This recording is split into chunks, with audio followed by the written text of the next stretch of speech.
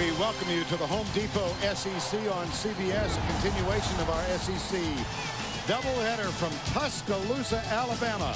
84,000 gathered in the sunshine for the first meeting between Georgia and Alabama since 1995. The Bulldogs come in undefeated, ranked number 7 in the country, and Alabama ranked number 22. 1 degree less than 90, a high humidity. It is a very muggy day. The heat index of 99 degrees, but a forecast of no rain for the afternoon. These two teams meeting for the 62nd time. Alabama has never lost to a Georgia Bulldog team in Tuscaloosa. It's an old rivalry, but not a constant one. They first played in 1895. They last met in 1995. Georgia will kick off. They won the toss and deferred to the second half. And the opening kickoff from Brett Kerouac goes out of bounds at the 7-yard line.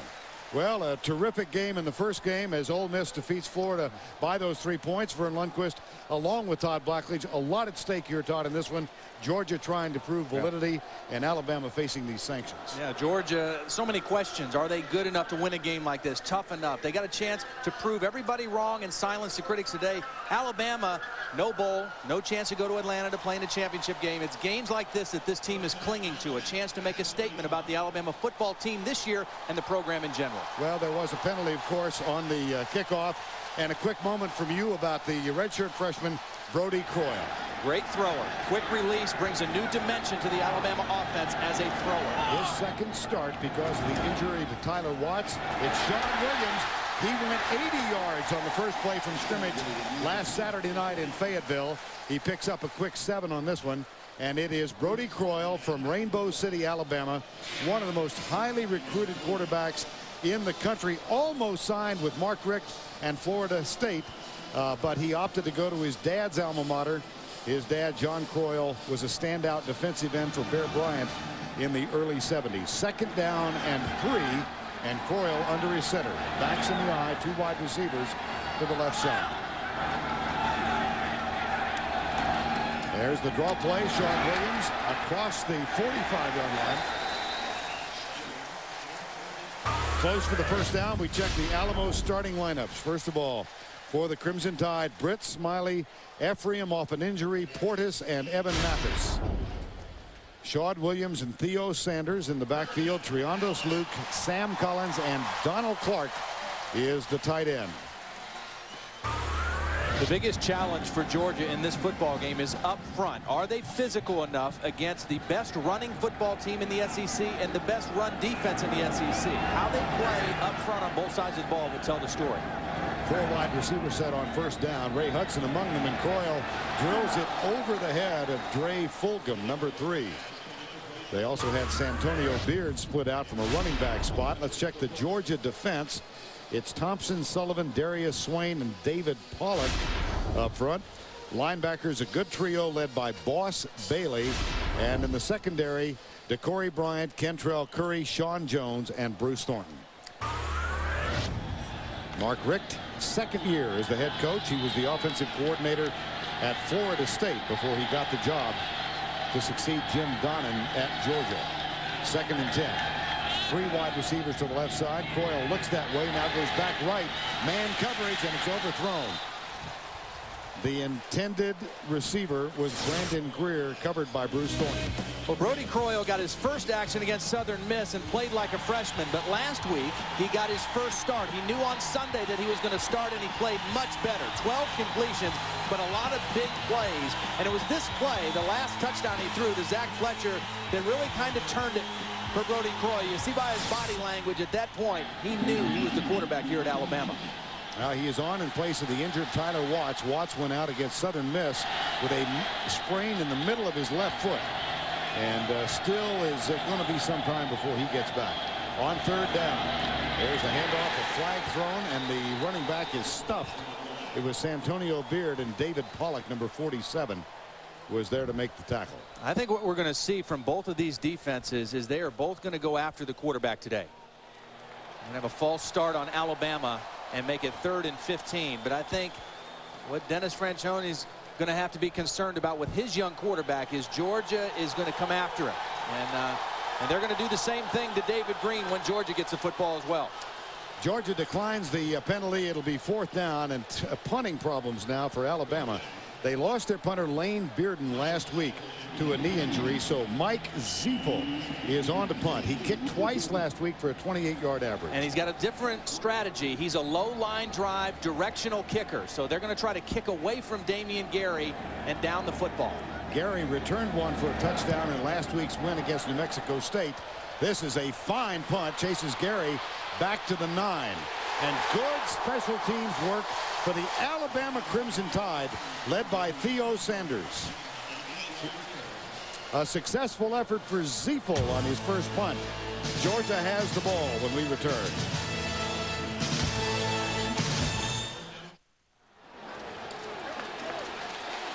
Uggers the 6th making his first visit to Tuscaloosa. Got the ice bags going too. I wish we had some up here. Good decision. First down 10, Georgia.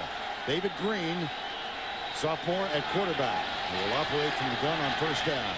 Lefty flips it underneath to Terrence Edwards. He picks up 3 to the 21-yard line. David Green, freshman of the year in the SEC last year as a redshirt.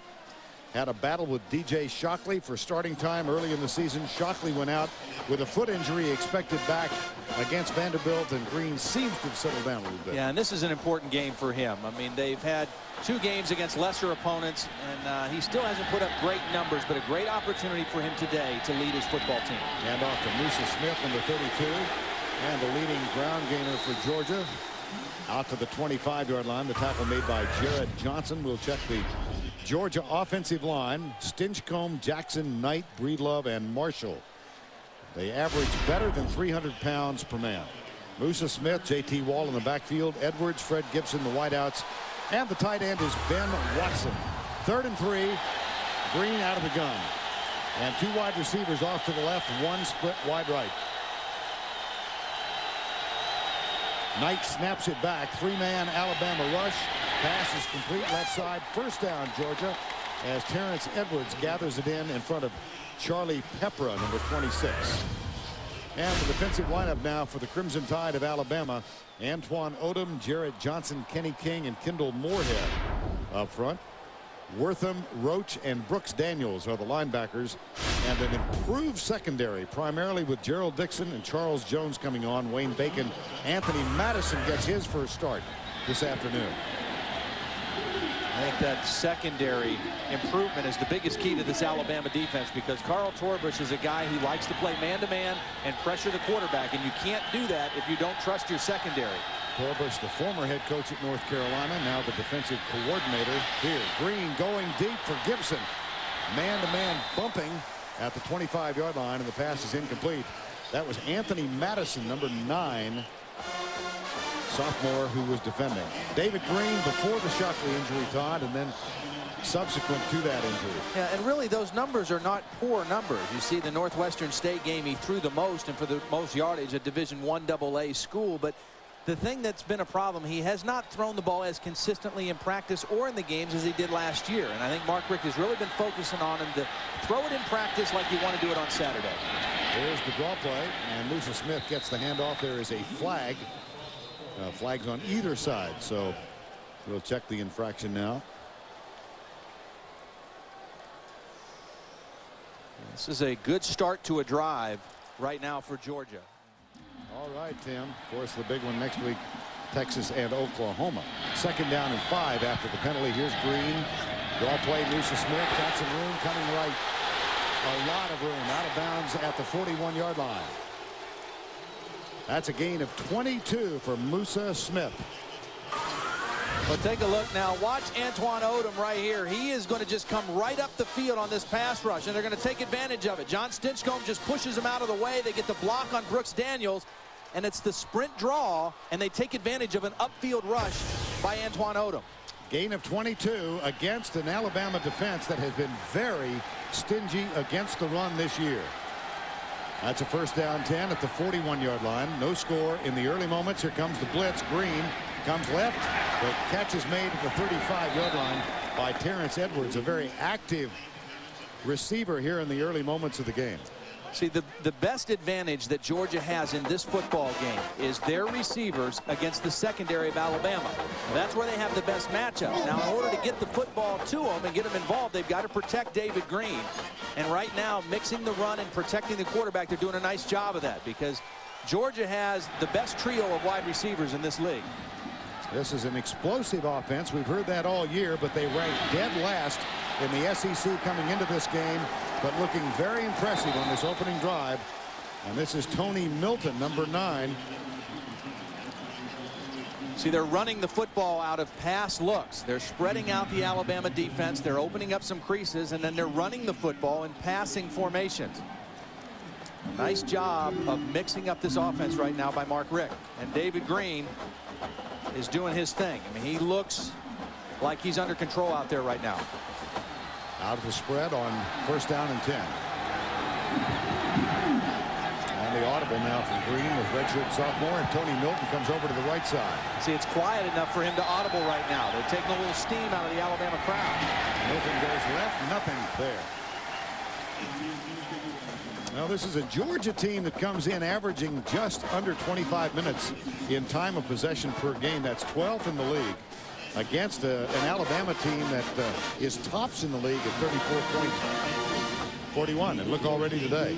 And that's an important key for Georgia. They've got to protect the football, help their defense, but it doesn't make it's not good enough to just protect the football if you don't score points. And now they're in Alabama territory, and they've got to pay it off. J.T. Wall, the fullback, fumble. Flag is down as well. The ball is picked up, and here goes Alabama. This is Derek Pope. He gets a block from Dixon, heads to the goal line. There is a flag at the line of scrimmage. Well, it may be offsides on Alabama. It was a funny play because it didn't look like the rest of the offensive line moved when the ball was snapped. And it'll be interesting to see what the call is. This one might come back. Yeah, it sure is coming back. Derek Pope had the key defensive play in the win at Arkansas, an interception returned for 61 yards to seal the victory. And this is a 74-yard return of a fumble that is going to be negated. Prior to the snap, had a false start, moving in the offensive line. It's a dead ball foul on the false start. See, I think the center snapped it before anybody else went. Watch this play now. And Ian Knight, boy, that's hard to see. I don't know where the penalty was there. I really don't. And an alert play by Derek Pope to pick the ball up and run. Derek Pope had the interception last week. Now a fumble return wiped out. They might have called that on David Green. And I think it looked like he was expecting the snap a little earlier and was bobbing his head and shoulders, and they may have called it on him. Now the key is it is a dead ball foul. There's no ability by the defensive team to turn down the infraction. And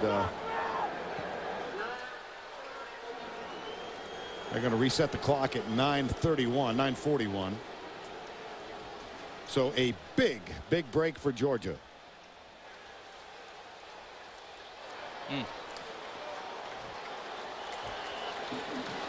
The only good thing about getting the clock reset is it gives Derek Pope a chance to catch his breath again. You know, that was a long way to run for nothing.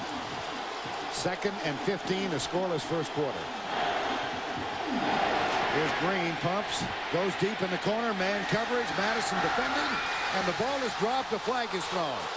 This one, I think, is going to be 1st down and goal at the 1-yard line. Well, from that first shot, that looked like pretty good coverage by Anthony Madison because the ball was a little underthrown to Fred Gibson. It's an out and up. Stop and go, and Madison is still in good position, and as he catches up, the ball is underthrown. He's grabbing and pawing a little bit, but he's going for the football. I don't know if that's worthy of a pass interference call.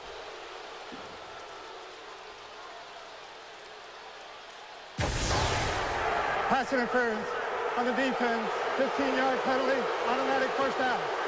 And of course, for a moment, I was back in my NFL days. Just revisited that temporarily. Right. And the penalty is going to be to the 15-yard line and not first and goal. Carl Torbush has really been pleased with the development of Anthony Madison, one of the young corners, a sophomore, but he's 5'9", and Fred Gibson is 6'4". That's a good matchup for the Bulldogs. Here's the toss to Musa Smith. J.T. Wall in front. Musa Smith strolls in untouched. Touchdown, Georgia. 15-yard run. They just destroyed the left side. I mean, the right side of the Alabama defense just got caved in on that play. My goodness. Musa Smith they never even touched him. The whole right side of the Alabama defense got caved in, and he ran untouched to the goal line. Musa Smith from 15 yards out. His third touchdown of the year. Billy Bennett with the extra point. Up and good. Now the Georgia coaching booth. This could not have been a more impressive opening drive, but they did get a bit of a break. 82-yard drive capped off by the 15-yard touchdown run. 7-0, but the biggest play of that drive, a negative for Alabama, as an illegal motion call wiped out a 71-yard fumble return for a touchdown. And during that timeout, I mean, we looked at a bunch of different angles and couldn't see anybody move. So obviously the official saw somebody move too early. Brett Kerouac will kick off. Ray Hudson, Triandos Luke are the deep men. This is going to be Hudson, number 27. He gathers it at the 1-yard line.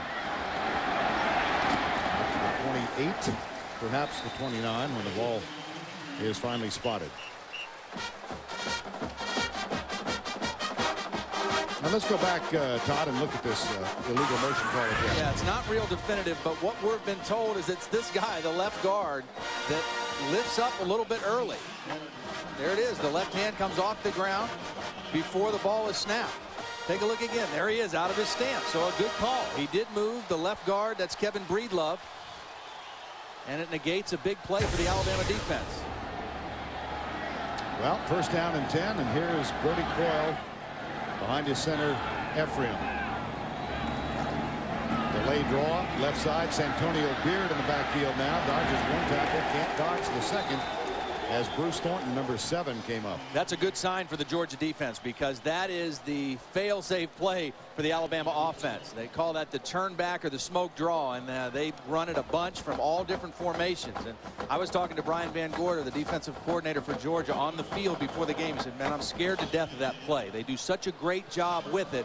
We really have to be ready for it. And so the first time they see it, they defend it exceptionally well. Well, they claim, Alabama does, that they ran it better than 25 times last week against Arkansas. Second down after the loss of 2, and Coyle goes from the gun.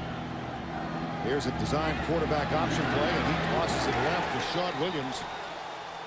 Nothing there. Good defense by Georgia. 3rd and 12 here. Sam Collins, Dre Fulgham break off to the right side. Coyle will go out of the spread. Georgia with 4 down. And they will blitz. Here's Coyle, finds Shawn Williams out of the backfield, breaks a tackle, breaks another.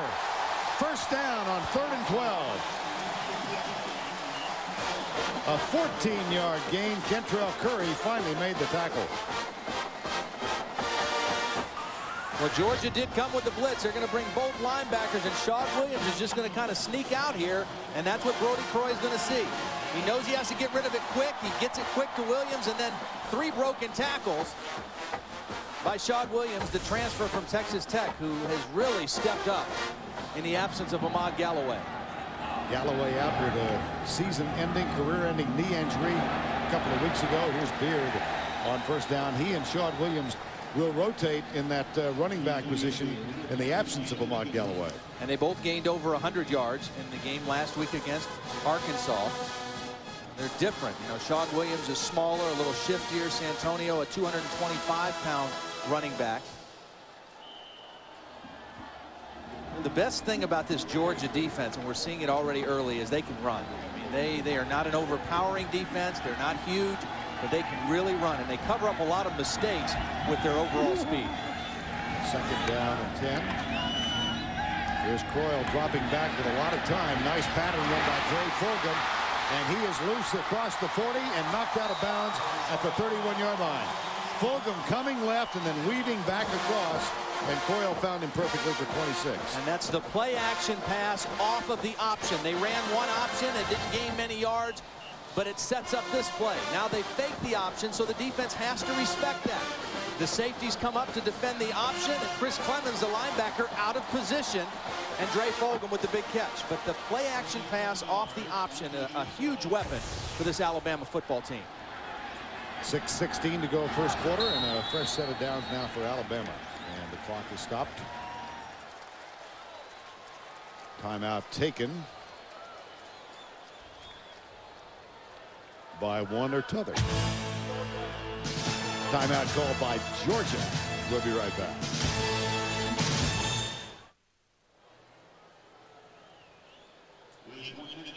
7-0 Georgia. Let's spend a moment with Jill Arrington. Jill.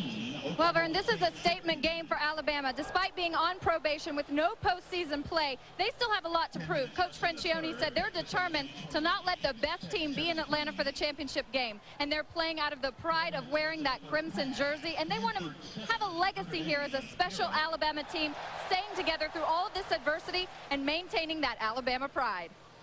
All right, thank you, Jill. Dennis Francione in his second season here, and when the sanctions against this program were announced, no bowl games for the next 2 years, loss of 21 scholarships, not a single player left. Yeah. And juniors and seniors could be contacted by other schools. They could have left without having to sit out. They could have gone somewhere and played and gone to a bowl game, and they all decided to stay. And I think that's a real statement of the respect that they have for Dennis Francione and his staff that he has here at Alabama. Backs in the eye on first down and 10. Brandon Greer, number 81, in motion. Here's Santonio Beard searching at right guard down to the 30-yard line. Robert Gathers, number 90, made the tackle. Early impression right here is that the Georgia defense, their front seven, has come to play physically. I mean, they're answering that challenge against the running game. Now they've given up a couple plays against play action pass, but against the run right now, they're holding their own. And, again, that was the big question. There was a lot of speculation whether this team was tough enough to come in here to Tuscaloosa and win a game like this against a good running football team. And so far, they're holding their own pretty well. Second down and 9. Collins in motion goes to the right side. Here's the option play. Coyle back, looks deep. He's got a man open, overthrows him. Wide open in the end zone was Clint Johnston, number 88. Well, he overthrew him because he was under pressure from Tony Gilbert and Shedrick Wynn. If he would have just been able to drop back and come untouched, it would have been different. But take a look at the pressure. There's Wynn that forces him to step up. Gilbert's coming at his legs, and he wasn't able to just make the good solid throw to Johnston. They had him open, but the pressure they got on the quarterback forced the overthrow. And that's going to bring up a 3rd and 9. Georgia threatens to bring a blitz, and they do. Coyle, good protection off the back foot, and he fires it out to the left side, intended for Triondos Luke. And that will be incomplete. Well, a lot of noise made in these parts because of a quote from former Georgia player and Auburn coach Pat Dye on a radio show earlier this week. Pat Dye said Georgia's not man enough to whip Alabama. That's exactly what I said, and that's what I think. Well, Mark Richt immediately wanted to get a transcript of the broadcast, and so a lot of locker room material for the Georgia team. Well, he said it 3 times in the interview. He didn't just say it once. I mean, he repeated himself 3 times, and you can't make too much of it, but I think that the Georgia team has answered that call so far. Mike Ziefel with the field goal attempt. It is good from 47 yards out. Ziefel for the season has now hit 6 times in 10 attempts, and he puts Alabama on the board. Receives congratulations from Lane Beard. 47-yard field goal from Mike Ziefel, and that puts Alabama on the board. 7-3 Georgia leading, 5:16 to go in the opening quarter. Interesting to see now what Alabama is going to do with this kickoff situation. Again, Lane Bearden was the kickoff man, and Dennis Francione said if we think with the wind and the conditions, if we can kick it out of the end zone, we're going to do that because we don't want to give Fred Gibson a straightaway chance to return a kick on us. If we can't do that, You might look for them to do something a little different, maybe a little sky kick to one of the sides and try to get a play. But Fred Gibson just as dangerous on kickoffs as Damian Gary is on the punt return unit for Georgia. Gibson opened this season with a 91-yard kickoff return for a touchdown against Clemson. And here is Terrence Edwards, who's also ever so dangerous. Dennis Franchione said yesterday, I just hope we can break even in the kicking game because of the absence of Lane Bearden, who does so many things so well for this team. 44-yard average as a punter, kickoff guy, holder, could fake field goals, fake punt. He was an excellent athlete. He was a wide receiver in high school, so they really miss his contributions in a game like this. This is Ziefel, who just kicked the 47-yard field goal. There's a sky kick. Right. Very short, taken by Edwards at the 15-yard line. And Edwards coming right out of one tackle, being chased out of another. He's got great speed, and he's across the 45-yard line and out of bounds at the 43. 1st and 10 after the 43-yard kickoff return by Edwards. And David Green loads up the left side.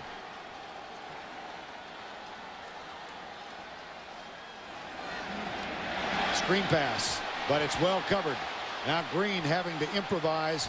Good and decision. He throws it away. Yeah.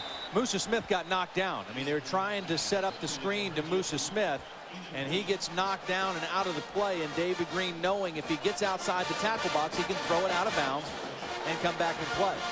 And we just discovered a flag at the 33-yard line. So let's see what that one is. Well, it's an ineligible man downfield. The screen, you can get guys downfield as long as you throw the ball behind the line of scrimmage. But because Musa Smith got knocked down, they got the ineligible man downfield. Dennis Franchione got the penalty in his favor, but still not very pleased. There is the normally quiet Dennis Franchione. Ineligible player downfield during the pass on the offense. 5 yards. Replay first down. Well, he just keeps making kind of passing by, doesn't he? He's been by him about 4 times. He has something different to say each time. Well, I like the guy. I really do. He's a impressive guy to sit down with, and has a real sense of a plan to build a program. He's done it everywhere he's been, and he's got it underway here at Alabama. And he's going after his career win number 150 today. Here's Musa Smith. He is running really effectively here in the first quarter. Inside the 40 to the 38-yard line. The tackle made by Charles Jones. You know, Musa looks real fresh, and it's interesting to me. In the first 2 games, he carried the ball 23 times against Clemson and 27 times against South Carolina, but then only 8 times against Northwestern State, only 12 times last week. So they've really been able to kind of give him some rest the last couple of weeks, and he looks real energized today running the football. 2nd down and 7. Here's Green rolling to his left. Intercepted by Gerald Dixon, number 4.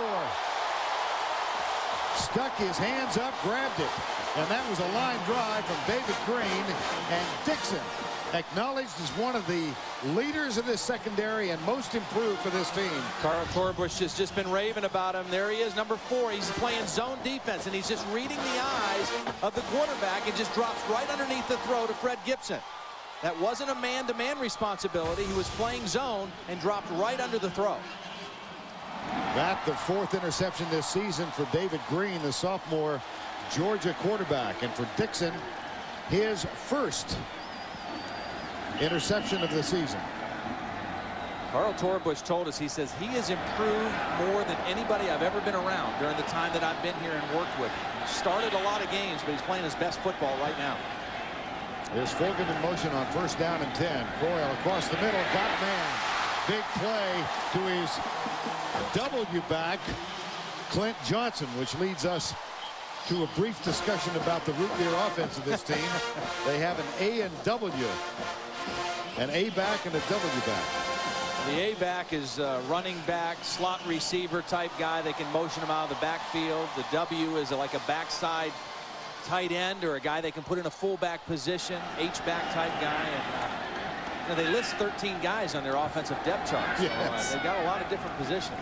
Draw play. There's that lead draw. Santonio Beard. Excellent pursuit defensively.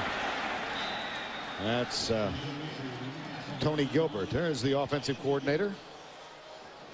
leaning back on us here. There he is right there, Les Koenig. Getting more settled into his role here. Again, this is an offense. They do a lot of things, a lot of different formations. You know, they go option, they go shotgun, they go power football, and I think they've done a nice job of blending all those things together. 2nd down, 12. Johnson goes wide right. Sam Collins to the left, and this is fullback in motion. Coyle, nobody open. Dances right, throws it out of bounds. That's incomplete as David Pollock was in his face. And time now for the DuPont Virtual Playbook. Doug? I talked about the smoke draw that Alabama runs. It starts by spreading out a defense. When they get in the shotgun, they can spread the defense out.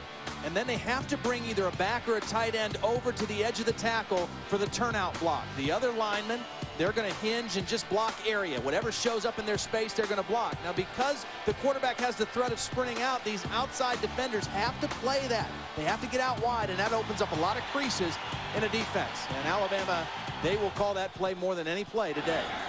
3rd and 12. Comes the blitz. Pollock, or rather, yes, it was Pollock who got there.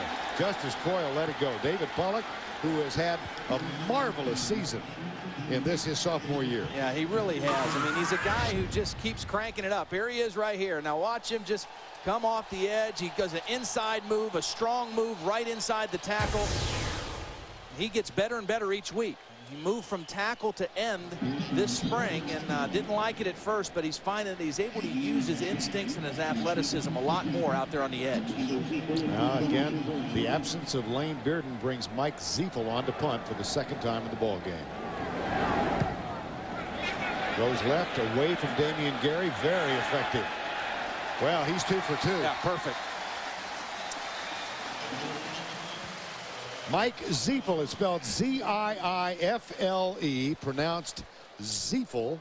And those of us who are a bit longer of tooth than others can remember back to a well-known character in Green Acres from 64 to 72, Arnold Ziffel. Mike's going to love us. No, isn't he? I was talking to Eli Gold, the widely acclaimed broadcaster for Alabama. He said Mike Ziefel has a terrific personality, and he told him if you punt poorly, the pig is going to come up in the broadcast.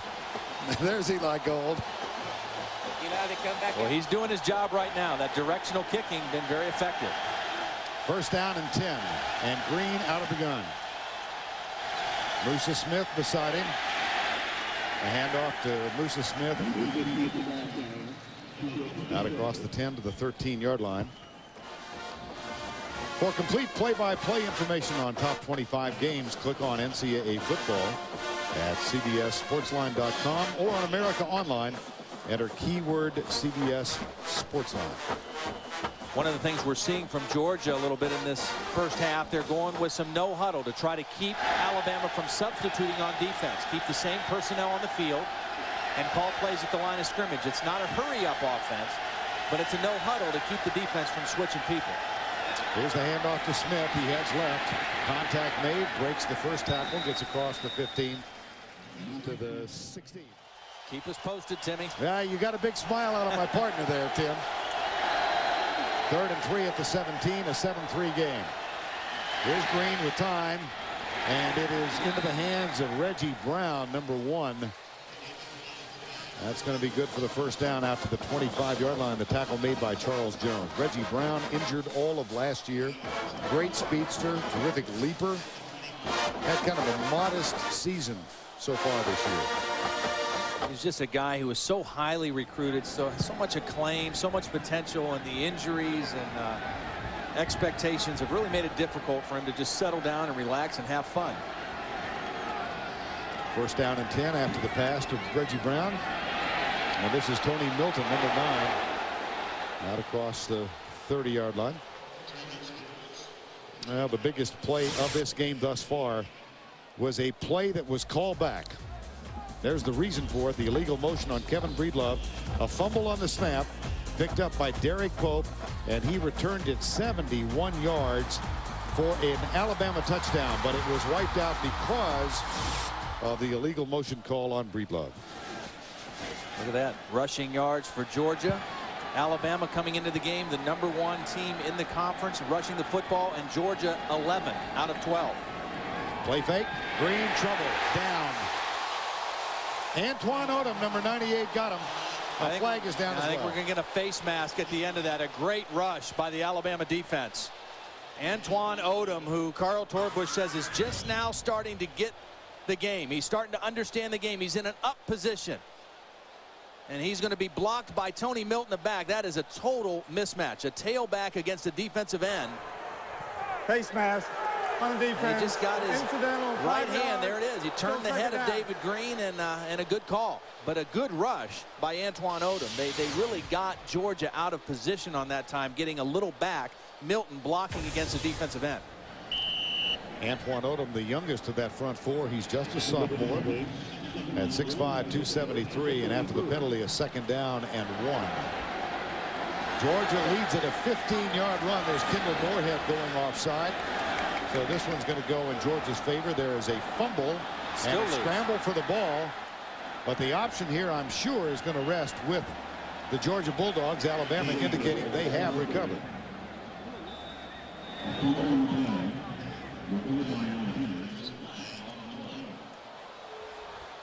Kind of a disheartened presence of the Alabama team now. They think they knew this one was going to be called back. Offside. Kendall Moorhead, number 54.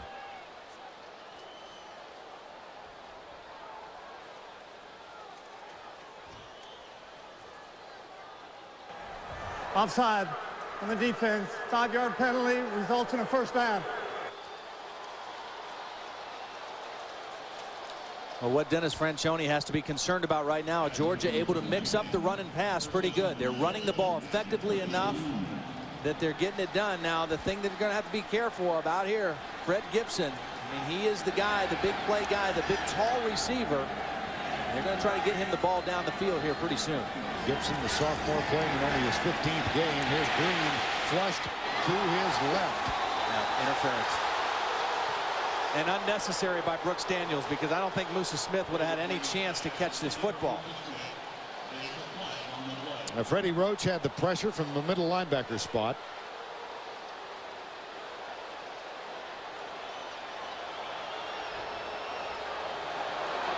And another penalty forthcoming on Alabama. There is no foul. The pass was behind the line of scrimmage. The contact was behind the line of scrimmage. Now let's take a look at Brooks Daniels on that play. Brooks Daniels, 6'2", 205. He's a rover position. Linebacker, strong safety. He's got his arms around Musa Smith. Even though they waved it off, he did have a pretty good hold on Musa. Now Brooks Daniels, one of those who had a chance to leave after the sanctions were announced. And he chose to stay. Backs are in the eye, and here's Green with the play fake.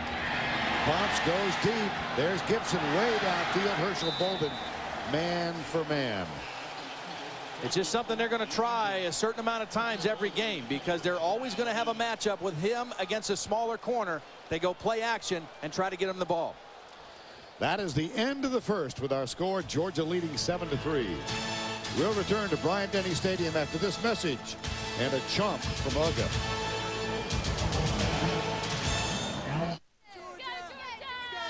We start the second quarter from Bryant-Denny Stadium. Georgia leading 7-3. Vern Lundquist, Todd Blackledge, and Jill Arrington with you on this muggy October afternoon. And the Bulldogs look at a 3rd down and 10. So far, this no huddle has really taken a little steam out of this defensive front for Alabama. Alabama didn't have enough guys on the field, had to run the 11th player on late into the formation. Here's Green, stunts, pressure applied. Green dodges it, and he will run, but is brought down.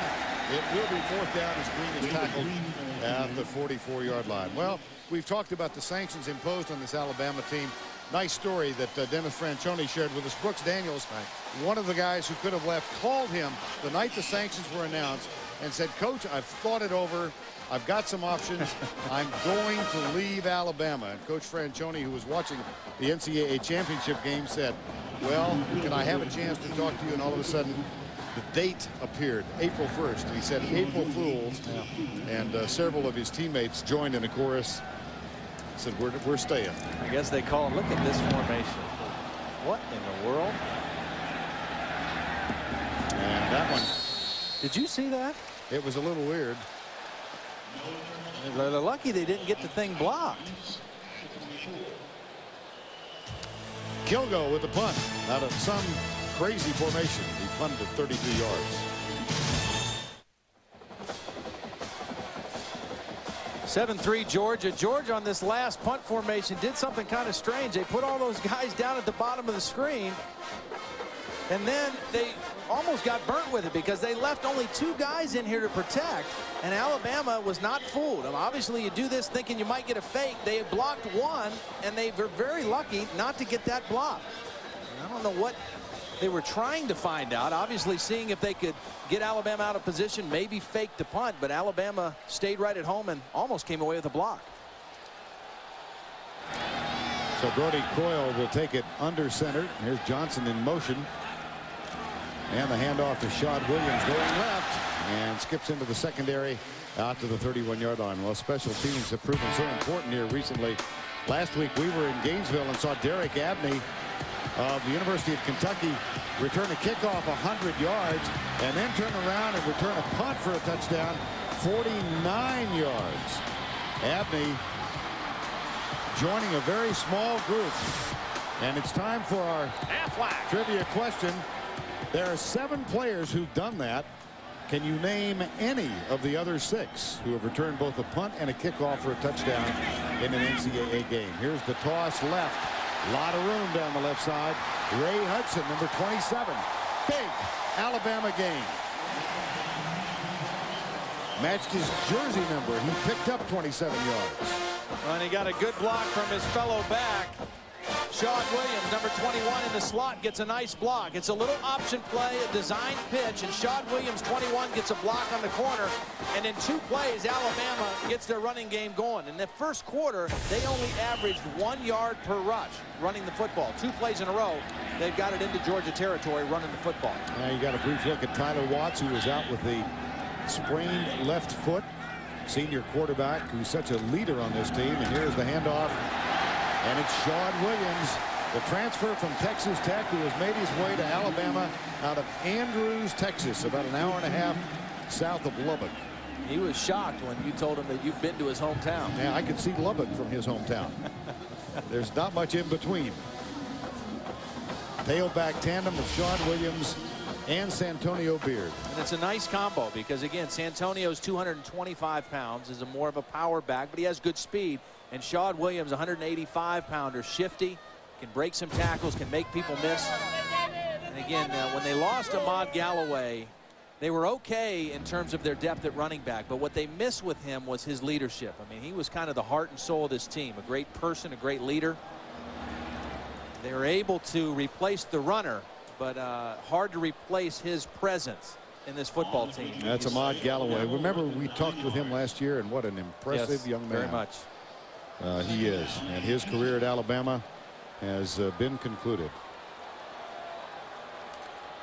The leading rusher before his injury, the leading rusher last year with 881 yards. You see his career numbers, over 1,800 yards, and injured against Southern Mississippi, and just really a tragic way for a guy's career to end, you know, in his final season, and off to a good start. Second and short, saw the measurement. 7-3, Georgia leads. Backs in the eye. McClain is the fullback, number 31. And here's the option, and Coyle pulls back. He goes deep into triple coverage. Pressure again. They're able to get to him and not let him set his feet. Dennis Franchione, who graduated from Pittsburgh State, played for the Gorillas, and then began his coaching career at NAIA Southwestern College. Here's the quarterback sneak, and Coyle picks it up to the 39-yard line. Dennis Franchione, 51 years of age, And what he has done on the collegiate coaching level is amazing. At Southwestern, at Pittsburgh, Southwest Texas State, the Bobcats in San Marcos, at New Mexico, and at TCU. He took a 1-10 team his first year and turned them around to a 7-5 record.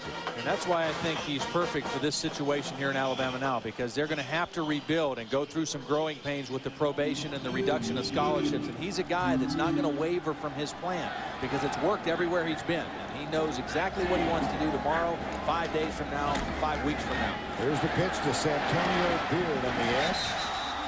And he is chased down and tackled by Thomas Davis, number 10. Freshman from Snellville, Georgia. Again, you see the speed of this Georgia defense. They're not an overpowering, dominant kind of defense up front.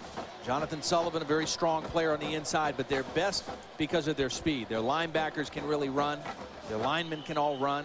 Tony Gilbert and Boss Bailey, great players in space, running to the football. 2nd down and 8, a 7-3 Georgia lead, and Alabama threatening. Coyle, very modest numbers. He's 3 of 10 and has overthrown several receivers. He'll pull it back again. He's got a man wide open, finds him. Donald Clark, number 93, the tight end, blocked and slipped out to the right side. Big gain of 13 yards. Well, what they do a nice job of is they do a nice job of just slipping this tight end out, and Brody Croyle is going to fake the option and come back, and this time he doesn't get greedy. He doesn't try to go for the big home run. He's able to see the underneath guy and get him the football. Instead of forcing it down the field, he drops it to an underneath receiver, and they get a nice play inside the 15-yard line. That's Brandon Greer wide to the left. And a first down from the 13-yard line as Johnson goes in motion. Draw play. Santonio Beard breaks the tackle and gets inside the 10-yard line near the 9. Bruce Thornton with the stop. Now, pretty average numbers inside the red zone for Alabama so far. Yeah, you'd really like to score more touchdowns, and it's surprising with a team that runs the ball as well as Alabama to not get more touchdowns when you get down there. Those numbers are a little surprising to me. Triondos Luke and Brandon Greer break off to the left. High formation. And look for the Georgia defense. Thornton follows Greer. They'll hand it off to Beard, who is stuck. Tony Gilbert in the middle. Great penetration on the inside. Georgia stacked up the box that time, expecting run. They played man-to-man on the outside. They were ready for the run, and they just had more guys in there than Alabama could block. Tony Gilbert, who was the 2nd leading tackler on this team this year. He led the team the last 2 years. And he trailed Boss Bailey by 10 coming into this encounter. Well, he had to sit out the second half of the Clemson game with a high ankle sprain, and that put him behind Boss Bailey, and so he's playing a little bit of catch-up right now in terms of team tackles. 3rd and 7 at the 10. Collins wide left. Triondos Luke in motion. They fake it. Here's Coyle. Still has it. Drills it. Tipped. And almost cut down. There is a flag down as Tony Gilbert missed it.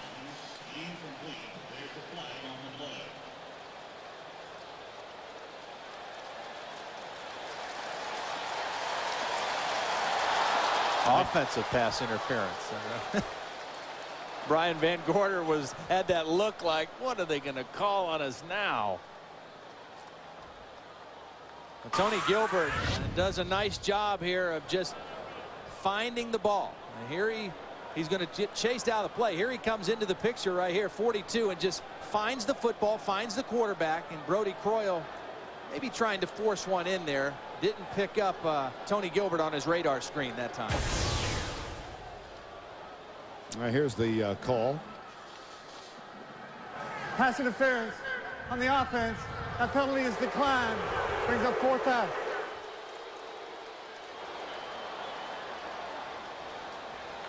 There is no indication against whom. Now again, remember Alabama with a different group in here now. Sam Collins is the holder. And Brian Bostic will try the short field goal. They're using Ziefel over 40 yards and Bostic in close. And this will be a field goal of 28 yards out of Collins' hole. Blocked. David Pollock. And picked up by Bruce Thornton. And Thornton steps out of bounds. David Pollock again. Special teams for Georgia. They've been very special this year. David Pollock is going to come from the inside. You see him just blow right through his man and get his hand on the football. This guy just continues to make plays. David Pollock bails his defense out again. CBS Sports coverage of the Home Depot SEC on CBS will continue after this word from your local station.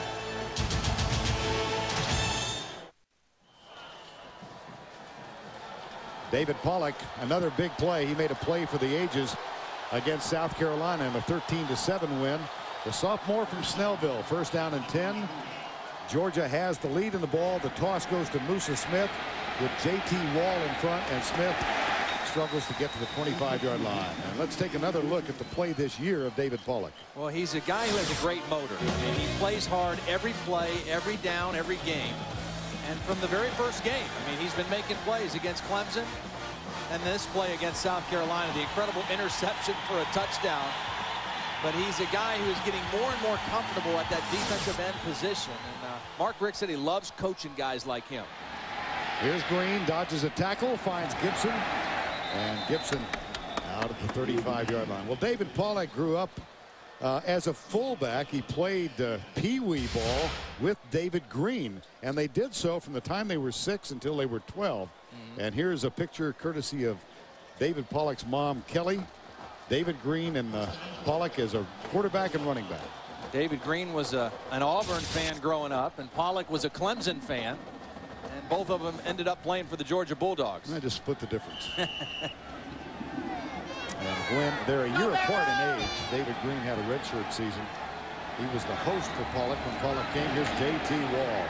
Barrels all the way out to the 46-yard line. Give the big dog a bone. I mean, you got to throw the fullback a bone every now and then. You ask him to protect the quarterback, to lead for your tailback, so you got to give him a run every now and then. And that time, a nice run. They popped the fullback through. That is a gain of 11 before another sellout crowd at Bryant-Denny Stadium on the campus of the University of Alabama. Here's Green going deep for Edwards, comes back and cannot hold on to the ball. Not as ugly as Arnold Ziffel the pig. Here's second down. Good work, Tim. You're keeping the smile on Todd's face. Right. Good rebound after that tough loss at home to Iowa. Musa Smith with this carry. Moose is running hard today. Again, I think he's very well rested. You know, he's had that injury last year that cut his season short, and he's been on a strict maintenance program all this year, and they were able to rest him a little bit those last 2 weeks. Because they need to lean on him in this ball game against a very physical Alabama team. That was a severe groin injury a year ago that cost him almost half the year. 3rd and 7, blitz. Green, nice catch. The question is, where are they going to mark him down? Because Damian Gary had to come back a little bit for the football. And did he get enough at the initial spot? And it looks like he did. The reason Georgia is hard to defend if you can protect the quarterback is you don't know which receiver to pay the most attention to. If you double cover Fred Gibson, then you're going to leave Damian Gary alone, or Terrence Edwards. When you have 3 quality receivers, it makes it very difficult for a defense to play you. That was a 9-yard gain, good for the first down with the need of 7. Play action, Green, pressure from the backside, goes deep for Gibson, and Madison and Gibson. He got it, touchdown. Anthony Madison was in perfect position, but the ball was underthrown by David Green, and Madison didn't find it. I mean, just a few plays ago, the same thing happened. It was an underthrow, and Madison was able to get a hand on the football and knock it away. This time, he didn't find the football, and Fred Gibson made him pay for it with a touchdown. See what Mark Richt is saying is to get the ball up earlier. Throw it to Fred. Anthony Madison never saw the football, and Georgia has a touchdown. That's a touchdown from 42 yards away. Billy Bennett's extra point is up and good. Fred Gibson already shares the record for the number of 100-yard games at 7. He's on his way to number 8.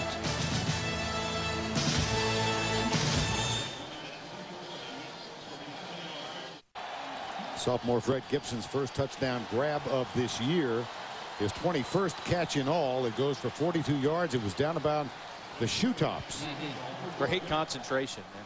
And that's what they like to do. I mean, they run the ball well enough to where they can use that play action to throw the ball deep and to throw to their big, tall receiver, Gibson. You were looking at 5'9" Anthony Madison. And before that, you've got to look at 6'4" Fred Gibson. But in that case, the size difference didn't matter. Madison was in good position, just couldn't find the football. Here's Kerouac, the sky kick, nice high.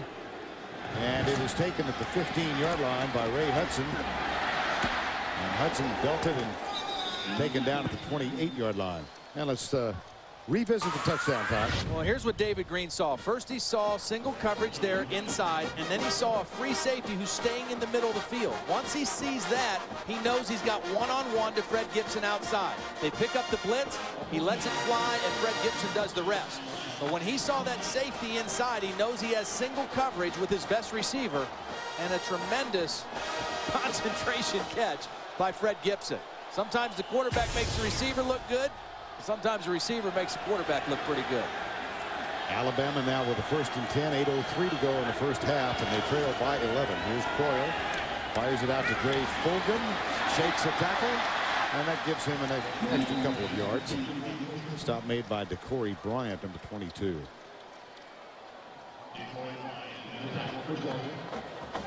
There's Spencer Pennington and Tyler Watts.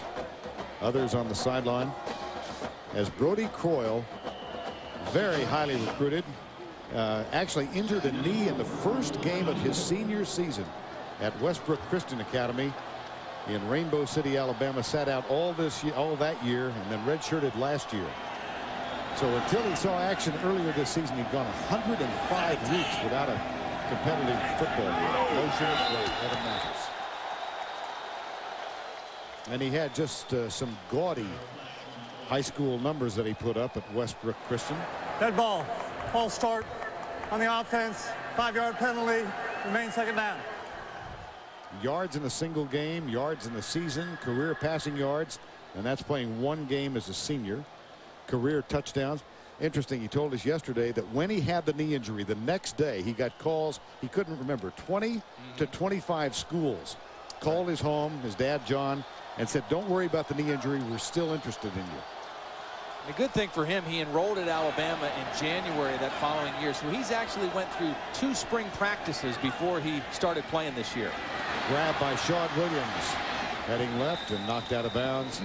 And it's time for the answer now to our trivia question.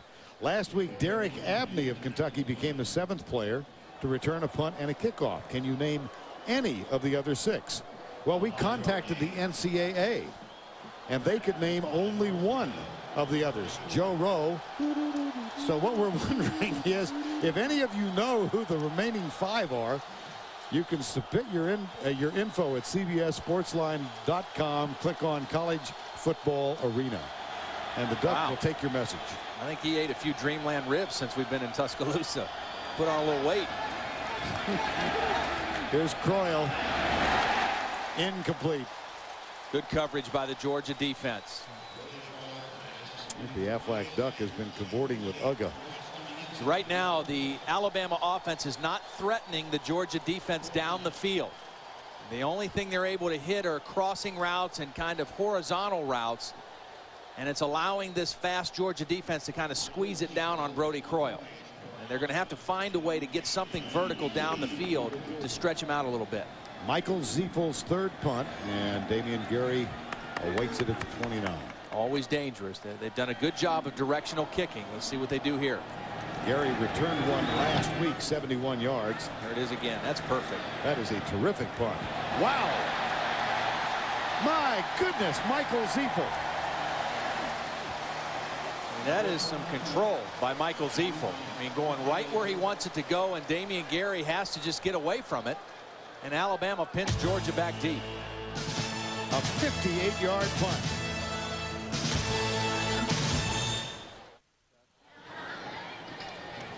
Two minutes, 14 seconds to go before the break. And Alabama about to get good field position again. Jonathan Kilgo on to punt on 4th down and 1. Alabama with 1 timeout left, 2:14 to go before halftime. To receive for Alabama. Sean Williams, the transfer from Texas Tech, playing in his first season at Alabama, awaits this at his own 45-yard line. And the return on all the way. Williams out of the sunlight, grabs it, slips the tackle, looks for a block from Odom, doesn't quite get it, but he does have good field position, and there are no flags on this return. I would expect to see Alabama try to get the football to Sean Williams, maybe out of the backfield. They might motion him out of the backfield, try to get him matched up on a linebacker, because he's one of the real playmakers that they have offensively. And again, they need to find somebody that can make a big play. They haven't been able to hit too many big plays against this Georgia defense so far. Again, coming in, this Georgia defense leading the conference in scoring defense, and have only allowed Alabama to put up 3 here in the first half. Effrey in the center, Coyle the quarterback. And that is Dre Fulgham, number 3 in motion. Screen pass right side, Sean Williams picks up 3 to the 36-yard line. Now let's check in once again with Jill Arrington. Well, Vern, when these two teams met back in 1985, Mike Shula and the Alabama offense drove 71 yards in the final 50 seconds, ending with an Al Bell 17-yard reception and Alabama's victory 20-16. All right, Jill, amazing to me that this is only the 4th time that these two teams have played each other while both ranked in the top 25. Only the 4th time ever. Here's Coyle, drills it. There's the pass. The authority that people here hope to see a lot. Sam Collins with the catch at the 30-yard line. Well, of course, Vince Dooley and Bear Bryant went head-to-head 8 different times. Bryant led it 6-2. And Georgia has never won here in Tuscaloosa. 3rd down. Coyle goes for Fulgham. Got it. Touchdown, Alabama.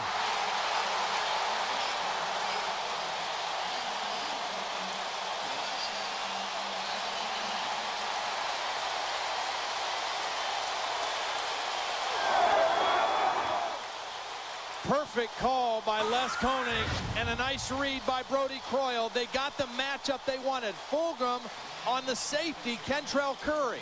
And that's a matchup that favors the receiver, and he beat him to the post for the touchdown. Bostic for the extra point out of Sam Collins' hold. Snap is good. Ricochet. What? No good.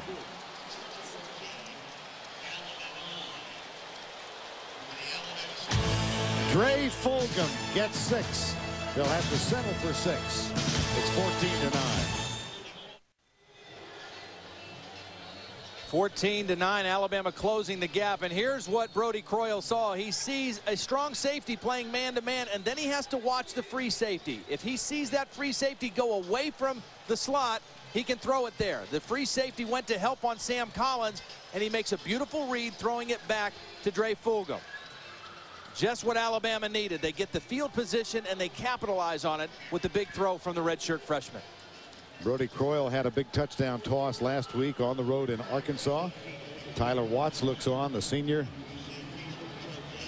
I'm impressed with the relationship between these two guys. I mean, Watts and Croyle are very good friends, and Brody told us, you know, last week when I started, I actually talked more with Tyler Watts than I did with Les Koenig. I mean, I wanted to hear what he was seeing and how he was seeing what was happening in the game, and has been very helpful to young Brody Croyle. Ziepel with the kick, and it is scooped up by Gibson at the 6-yard line. Nice special teams work by Alabama. Williams, number 48, with the tackle, and it will be Georgia's ball with a 5-point lead and 44 seconds remaining in the first half of play. I'll be surprised if Georgia does anything but just try to get it to the locker room now. Alabama, if they wanted to, could stop the clock one more time. They've got 1 timeout left, but Georgia did a nice job in this first half of mixing things up and of running the ball effectively enough to keep Alabama honest. Musa Smith rumbles up the middle and out to the 29-yard line, rather. The tackle made by Charles Jones. When you're running a 2-minute offense, the first play is so critical. That's going to determine if you're going to try to run a couple more plays, if you're going to try to run the clock out. They're running again to Musa. Kenny King, number 55, with the tackle. One of the 3 seniors on that defensive line for Alabama. And they are in no hurry now to run the next play. 15 seconds to go. Well, I think Georgia answered the biggest question coming into this game. Would they be tough enough to play and to beat Alabama? And I think the answer is definitely yes. They were very physical on the defensive front and on the offensive front. Better get the coats. 14-9, Georgia leads it. They jumped out by a 7-0 count, saw it fall to 7-3, then extended the lead 14-3, and then just prior to the half, Alabama struck, missed the extra point, and we stand at 14-9. Georgia had won the toss to open this thing and deferred the option till the second half, so Fred Gibson is back, one of 2 men deep, to return the kickoff of Mike Ziefel.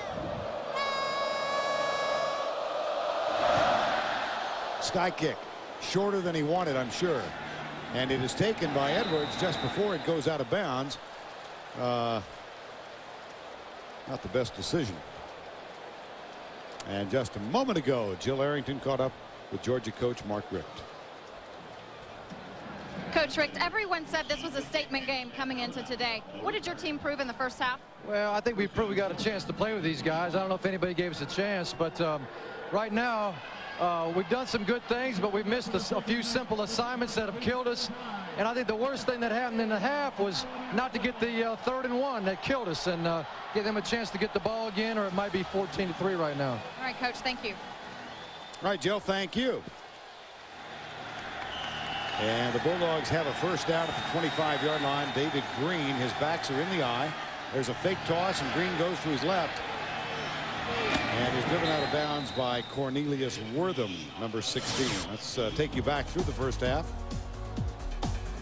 This was the play that wasn't. The penalty on Kevin Breedlove negated this fumble recovery by Alabama, and then Georgia, the great touchdown catch by Fred Gibson, and then right before the half, Brody Croyle able to hit Dre Fulgham to draw within 5.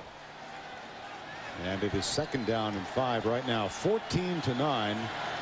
Georgia again backs in the eye. There's a fumble. Scramble for the ball, and it's picked up by Herschel Bolden of the Alabama Crimson Tide. And just like that, the senior gives Alabama great field position. This ball was never cleanly exchanged between the center Ian Knight and David Green. Now watch, the ball's going to get on the ground and get kicked around. That's why David Green couldn't recover it, because it got kicked out from away from the center and all the way to the sideline before Herschel Bolden able to recover it. Looked like they were playing soccer down there. The ball got kicked all the way to the sideline, and a huge break for the Alabama defense. And in a soccer game here on campus, Alabama defeated Georgia 4-1 yesterday. And Croyle slips. There's a fumble. It's fumbled back. The bad exchange, Croyle and Sean Williams. And Georgia gets it back. Unbelievable. Now, again, this is a young quarterback in Brody Croyle. And he'll learn from this that when this happens and he gets stepped on by his own lineman and he's going down, forget the play. Abort the play, take the loss, but don't turn the football over. Don't try to hand off when this happens. You can see Brody Croyle is going to get stepped on by his center Ephraim, and then he just tries to flip it to Sean Williams, who was expecting a handoff. You don't do that. You just go ahead and eat the ball, take the loss. And Georgia, wow, they dodged a bullet there. Back-to-back exchange of fumbles. 1st and 10 Bulldogs at the 21. Now Green gets the start with a fresh set of downs. Quick setup, fires it out to his left, and that's Edwards out to the 35-yard line. And a 1st down and 10 for the Georgia Bulldogs. Well, I guess we must talk about, Todd, the Pat Dye factor in all of this. The former Georgia player and Auburn coach who challenged his alma mater to play tough in this one. Yeah, I guess his alma mater is not going to expect a contribution this year because they got one, because this team answered that challenge physically. How do you know? They ran for 108 yards in the first half, and they held Alabama, the best running team in this conference, to 57 yards. So they did what they needed to do up front. Here's the draw play. Musa Smith in the secondary and all the way across the 50 to the 45 of Alabama. You know, you say those numbers, 108 yards rushing in the first half. You say, well, that's not that huge. Ian Knight, the center, with a nice block on the inside on Ahmad Childress. He just did a nice job of opening things up. But this is a team coming into the game that was 11th in the conference and 95th in the country running the football. Only 112 yards per game. There's the toss, almost a face mask. It is a face mask. There's a flag down. I remember talking with Mark Richt before we did the South Carolina game, and he said he really wasn't that happy with Musa Smith. He wanted more out of him. And he told us this week he's getting that additional effort from him. Well, I think we're seeing that. And again, we made the point that he should be pretty well rested. They were able to limit his carries the last 2 games. And he's been fresh the whole night. And they've been able to ride him and lean on him in this ball game. An incidental face mask on the defense, 5 yards from the previous spot. Replay first down. Now let's check the halftime numbers that Todd alluded to. Again, the rushing yards, that's the biggest thing. The averaging 112 yards per game. They get 108 in the first half, and they hold Alabama to 57. Tony Milton, number 9, going around the left side. First down, Georgia. Fred Gibson, single coverage down at the bottom. There's Green. Looks left. And that's Michael Johnson, number 25, with the catch and a pickup of 12 yards. And what's happened in this game, I mean, the whole first half and now again in this drive, is Georgia has been able, for the most part, to keep the Alabama defense off balance. They've been able to mix enough passing in there to go with the running game, and they've not allowed that defensive front that has been so good for Alabama to control the football game. There's J.T. Wall, the fullback, with a rare carry. And look at him struggle down to the 11-yard line. And that's a gain of 9 for the 260-pound senior. That's his 3rd carry in the ball game. So they're mixing up everything, giving it to Musa, giving it to the fullback. And so far, again, the leaders of this defense, Kenny King, Jarrett Johnson on the inside, very quiet. On second down and 1, ball moved near the 10-yard line. See if they got enough. And David Green seems much more comfortable. He sure does. Today. I mean, you can see it in his eyes. I mean, he looks like he's competing, like he's very sure of himself. He knows what they wanted to do game plan wise coming in. And he is just, again, those numbers are not huge, but he's managing the football game. He's getting them into good running plays. I recall that Mark Richt just told Jill Arrington he really was sorry they didn't convert a 3rd and 1 that allowed Alabama to get on the board. Here is an equally significant 3rd and 1. Yeah, you want a touchdown instead of a field goal here if you can help it. Wall got the first down at the 9-yard line. And we saw Musa Smith coming off in a bit of pain. Let's get an update from Jill Arrington. Well, Vern, Musa Smith's experiencing a little cramping in that right leg. He's stretching and drinking some fluids, and he should be back in the game. All right, Jill, thank you. 105 yards already for the tailback from Georgia. And Alabama with only 52, and this is an Alabama team that averages better than 240 yards per game on the ground. Georgia, we talked about that balance and keeping Alabama off balance. They've averaged over 8 yards on first down. That is outstanding football. Tony Milton goes left, spins, hit, stopped after a gain of 1.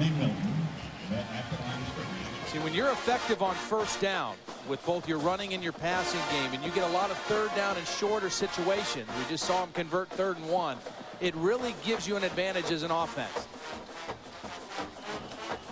And at least for the moment, Musa Smith I would bet that he's maybe going in and maybe going to get an IV to get some fluids in him a little bit faster. Again, a very humid day here in Tuscaloosa. Gibson, bottom of the screen. Here's Green, and his receiver slipped and fell at the goal line. Terrence Edwards. And no flags.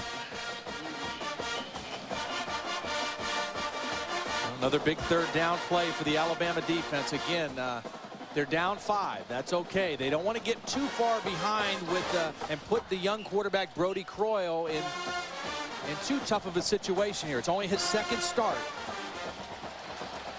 J.T. Wall is a late addition to the Georgia huddle. 12 seconds on the play clock.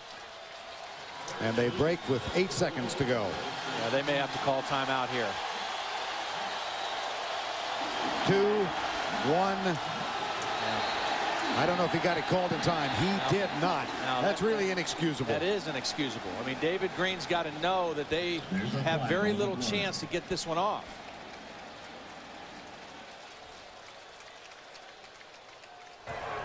Dead ball.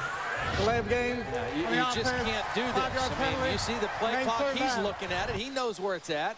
He's got to make that call. I mean, instead of being 3rd and 9, now you're 3rd and 14. Well, it becomes a tired litany, but clock management again becomes an issue for Georgia, as J.T. Wall was very late coming into the huddle. That's right. They were late getting the right people on the field, but David Green's got to handle that situation. From the 14, 3rd and goal. I wouldn't give Fred Gibson a big cushion down here. Don't let him throw a fade to him in the corner. He's at the bottom of the screen. They're giving him a pretty good cushion right now. Here's Green loose. Traced by Roach out of bounds. He did not get it. And a flag is down. Flag down back in the area where you would expect holding on Georgia. And again, you go back to the penalty. I mean, if they don't get the 5-yard delay, David Green maybe scores on that play. But when you put it back on the 14-yard line, a little bit tougher to get to the end zone. Well, interesting decision now. No, it really is no decision. That was a 3rd down play. So.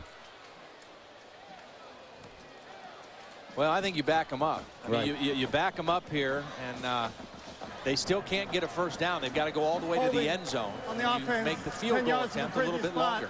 You play 3rd down. Well, David Green grew up in Snellville. That's his dad wearing number 14 in the cap. Rick Green was a coach of that Pee Wee team that featured David Green and his best friend David Pollock.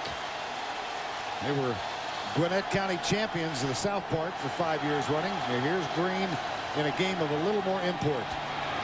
Handoff goes to Tyson Browning, the freshman, number 31. Kendall Moorhead all over that one. Mark Richt thinking maybe he could slip a draw in there, not to get to the end zone. I think he's thinking field goal here all the way. His defense is playing pretty good. A field goal makes it an 8-point ball game. And when you can't get a 1st down, it's tough to throw one to the end zone when you're back on the 25-yard line. The defense doesn't have to defend depth of field. Left hash mark, Kilgo. That's a snap that was low. He gets the hold down, and Bennett knocks it through from 43. Fine job by Jonathan Kilgo of getting the ball in place for Billy Bennett's 43-yard field goal.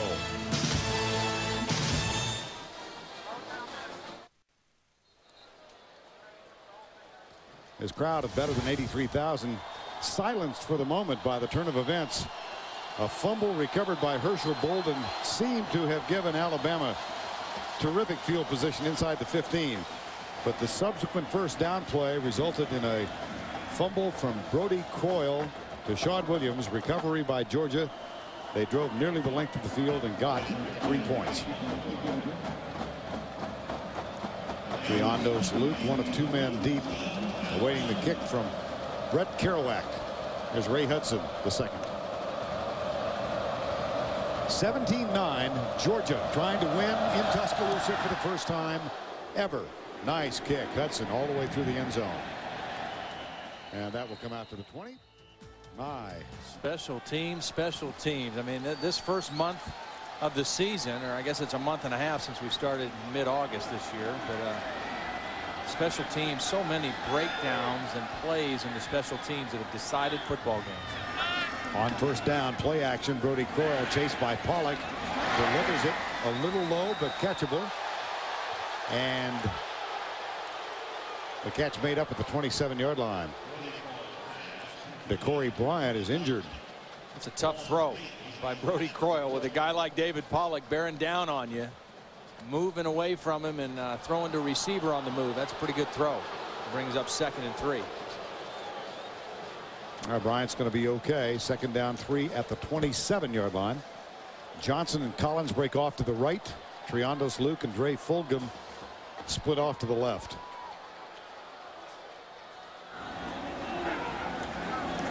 Here's Sean Williams with that lead draw, and boy, Georgia stayed home. Got that one diagnosed. Tony Gilbert in the middle, number 42. Gilbert, one of the leaders of this defense, made a great sacrifice for his team this summer. Long known for his coiffure, dreadlocks. Steve Hummer in the Atlanta Journal said when he decided to cut his hair, he faced an issue of to dread or not to dread.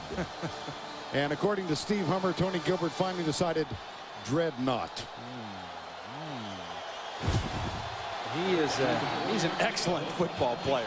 Hair or no hair. I mean, he coming out of high school, they didn't think he was big enough or fast enough, and he's proved that wrong. Here's Croyle. He got Sean Williams to the 30-yard line. That should be enough for a first down. Sean Williams, who coming out of Andrews High School out in West Texas, was recruited by Dennis Franchione. Mark Tummerdahl, the special teams coach, actually was his recruiter for TCU. Right. When Dennis was there. Well, he opted to go to Texas Tech, where he ran for, in one game against Colorado, 230 yards as a freshman. But they changed coaches, went to a passing offense.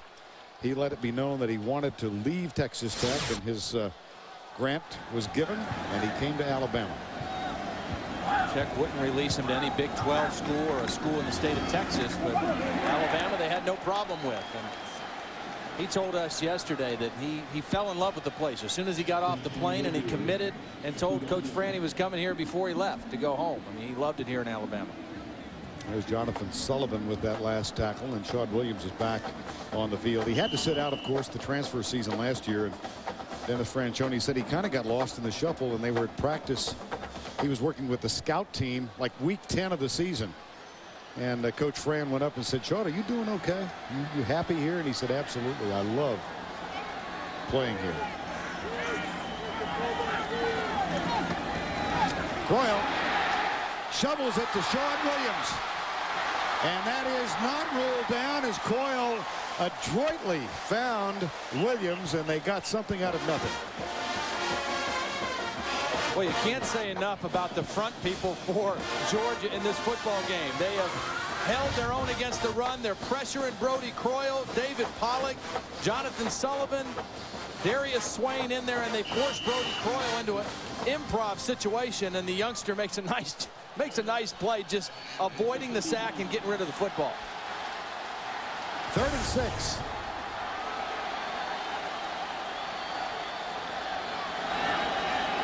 Georgia with 4 down, threatens a blitz.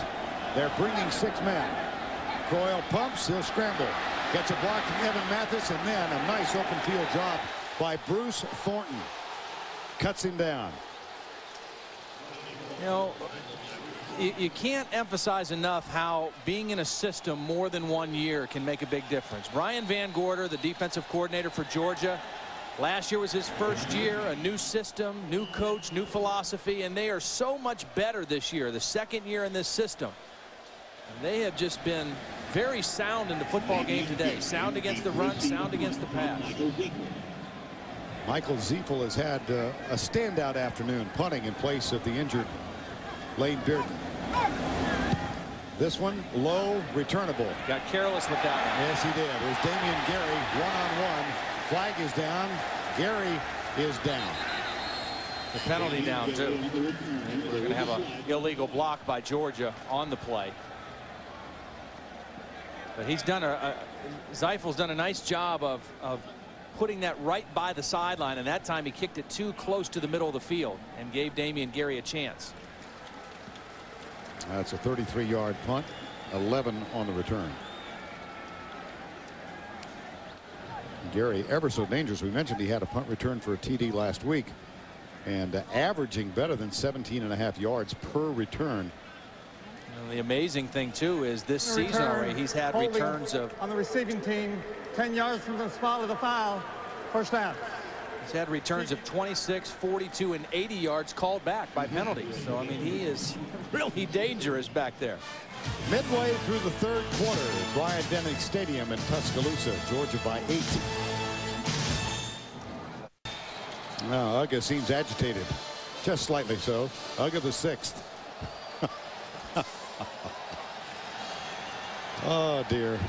Average yards on first down, almost 8 for Georgia. And that's big because that means you're playing downhill or ahead of the chains, however you want to say it. It means you keep the defense off balance. Here's Green.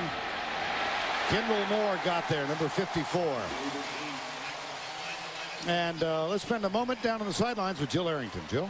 Well, Vern, it's very hot and humid out here, and we said Musa Smith is experiencing some cramps. They have taken him into the locker room for an IV. And Tony Milton, he's banged up. It looks like they're checking his head for a head injury. All right, thank you, Jill.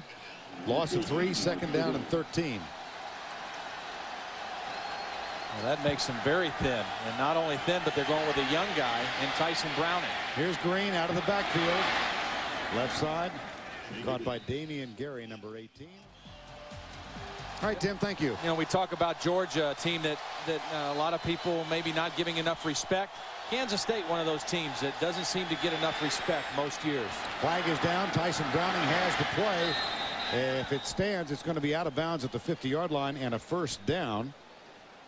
Redshirt freshman has come back from a bit of misfortune on his first collegiate carry ever in the game against South Carolina when on a first and goal he fumbled.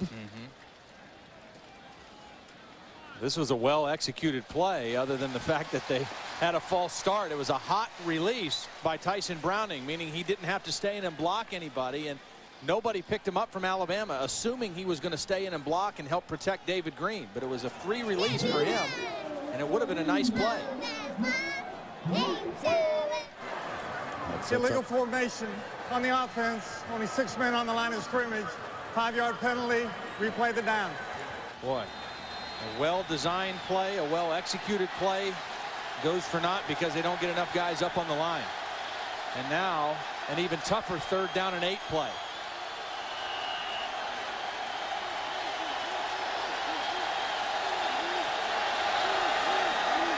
Three wide receivers to the right side.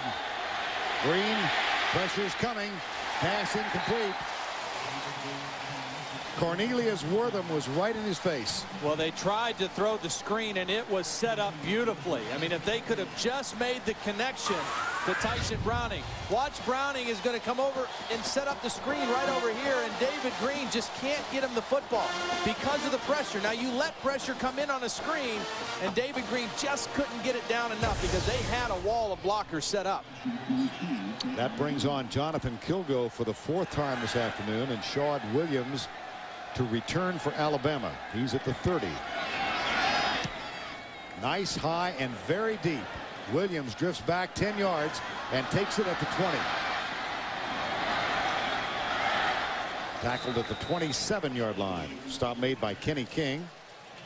That's a 50-yard punt, 7 on the return. 4 minutes and 18 seconds to go in quarter number 3. Bulldogs lead the Crimson Tide by 8. Brody Coyle, redshirt freshman quarterback from Rainbow City, Alabama. He'll take it and pitch it to the right side to Santonio Beard, and he gets a block from Sam Collins. And they move the ball all the way out across the 42-yard line. Brody Coyle, whose father John was a star defensive end for Bear Bryant from 71 to 73. In 1974, his sister Reagan Coyle played basketball here. She was also the homecoming queen in 2000 and is married to John David Phillips, a former Alabama quarterback. And there is John Coyle, who in 1974 began a home for wayward boys called the Big Oak Ranch. And now it is a home for unfortunate and abused boys and girls. Here's Coyle. Pressure coming. Tony Gilbert finds Santonio Beard. And out to the 45-yard line. That's a gain of 5. Matter of fact, Leroy Jordan, an old friend from his Dallas Cowboy days and a legend here in Alabama, was back for a fundraising golf tournament that was held yesterday afternoon. Bobby Humphrey among those. I'm familiar with that and recognize this man. Good ball, Bart Starr. There it is. That's how he's put it all day. That's the way Bart Starr used to throw all day long. Boy, I like this kid's presence. I mean, his ability to improvise, to get rid of the football, to make something happen as a young freshman, very impressive. There's Williams getting a block out on the corner from Brandon Greer. That was the most significant block of 3 or 4 that freed him around the right side. Yeah, 2 huge running plays in this drive. The first one, he got the big block from Sam Collins. This time, Brandon Greer is going to be the guy who gets the block. Number 81. You can't run on the perimeter if your wide receivers don't block. And there's Brandon Greer right there, number 81, with a big-time block. And Williams gets about 5 more yards because of it. That's a gain of 12. Brandon Greer comes out to the near side. Prior to this drive, Alabama only 51 yards rushing in the game. Just a couple on this carry. 2:42 to go, third quarter. 2nd down and 8 at the 41. Here's the option pitch back. Left side, Ray Hudson. He's got some speed. He breaks the tackle. Hudson. Touchdown. Flag is down as well, back at the 38-yard line. Yeah, it's going to come back. It was a hold on the outside by Zach Fletcher, one of the wide receivers. We just got done talking about these wide receivers blocking downfield, and I thought it was a pretty good block. You know, that option play to the wide side of the field takes a long time to develop, so those guys have to stay on blocks for a long time, and that time, Zach Fletcher got a little too aggressive. Boy. 2 plays in this ball game. That one and the fumble recovery that got to the 1-yard line, both called back because of penalties. During the run, holding gets the offense, 10-yard penalty, replay, 2nd down. That wipes out a 41-yard touchdown run by Ray Hudson. Yeah, but what is being set up right now for Alabama because of the option here in this series is the play action pass off that option. Did Brody Croyle zip that thing in or not? Now, I'm going to say something here. I love Tyler Watts. I think he's a great kid. He's a great competitor. But he cannot make this throw. I mean, Brody Croyle got rid of it quick and zipped it right in there in the seam to Zach Fletcher. And this is the dimension that Brody brings to this offense, the ability to make big throws down the field. Well, they have been mentioning other number 12s in Alabama lore in connection with Brody Croyle. In recent weeks, here's Santonio Beard, a couple to the 20-yard line. Of course, Joe Namath wore that number 12 so proudly back in the early 60s, and a guy named Ken Stabler wore it when he played here, a little beyond that. There they are. 62-64. Brody Croyle's roommate is the defensive captain or senior, Jared Johnson. And Jared Johnson said they roomed together here in Tuscaloosa. When Tyler Watts went down, he looked at Brody Croyle and he said, listen, whose team is this now? And Brody Croyle looked him straight in the eye and said, it's mine. And he said, you bet it is. Act like it and lead it. So as a redshirt freshman, he's been given the charge from his roommate and a senior. Here's Croyle to the 19-yard line. What a football player Tony Gilbert is. He's fun to watch. I mean, this guy flies all over the field. And again, you know, when he was coming out of high school, most people didn't think he was good enough to play Division 1A. 6 foot, 244 now out of Macon Central High School. And the only 2 teams that offered him scholarships were Georgia and Alabama. He came to Georgia, and now he's kind of going through the same skepticism as the NFL considers Tony Gilbert. Again, is he's too short maybe, he's not fast enough, but you think of guys like Chris Spielman and Zach Thomas who have played great in this league that are very much play the game the same way that Tony Gilbert plays it. 3rd and 8 from the 19. Croyle, low, incomplete, 4th down. There's John Croyle, the former defensive end for Bear Bryant. Here's Jared Johnson. They're big hunting buddies. Yes. You know, they get along kind of unusual to have a senior and a redshirt freshman, but they got a lot in common. Well, some things they don't have in common. Jared Johnson said he's the neat one. Yeah, I don't know if I believe that. Defensive lineman, come on. A quarterback being messy? Yeah, I mean, that's an oxymoron. Brian Bostic from 36 yards out. Yes. I was leaning on the no. And that was nearly blocked. I mean, Georgia got great pressure up on the inside and almost blocked that kick. Boy, that one just did limp through. 17-12.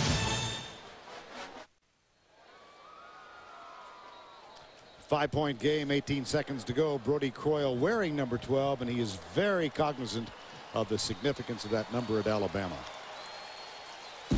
Ever since I was, sophomore in high school, the old coaches would always put number 12 on my letters and stuff like that. But I really didn't understand what that number meant until, I started getting more towards my senior year and once I got down here. And, it's really a, historic number down here. And, I'm going to try not to embarrass him. I don't think he's going to embarrass him. There's Kenny Stabler, who wore it in 1967, serving now as a radio analyst for the Alabama Crimson Tide. Brody Croyle, his team got 3 out of that drive.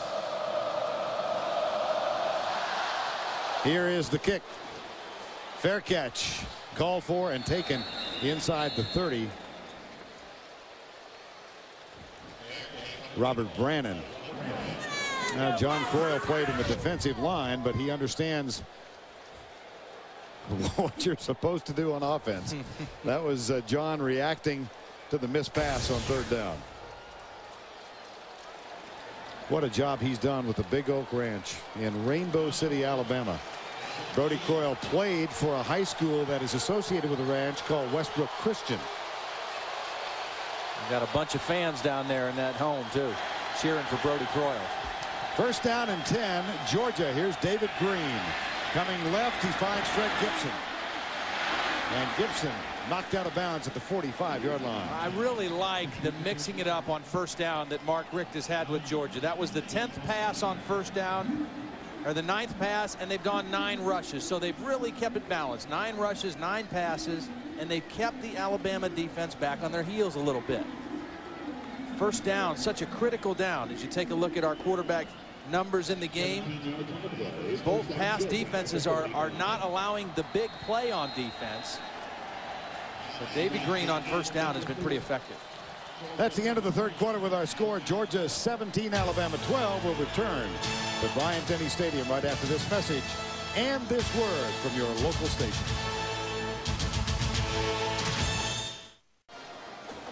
We welcome you back to Bryant-Denny Stadium on the campus of the University of Alabama in Tuscaloosa. Vern Lundquist, Todd Blackledge, Jill Arrington. This one of the great settings in college football, and a game to match this afternoon. 17-12 as we start the 4th quarter play. Play action, Green, right side, Gibson. He's with Herschel Bolden out there, and one-on-one. Big play. Cushion, yeah, and a huge cushion. Bolden given a little bit too much respect to Gibson on that. Todd, we've talked a little bit about the heat. It was 89 degrees with 63% humidity. It's been debilitating down on the field. Yeah, and we've seen some guys go off with cramps, and I really think in this last 15 minutes, whichever team's strength and conditioning program really kicks in is going to tell the winner. It's going to be the last one standing in this football game. A physical 15 minutes left, and Musa Smith has to be a big guy for Georgia. Musa Smith. Yeah, that computer poll, Tim, and I remember I think they had Texas ranked 29th in the country, something like that. Here's Green. Comes to the near side. It is incomplete.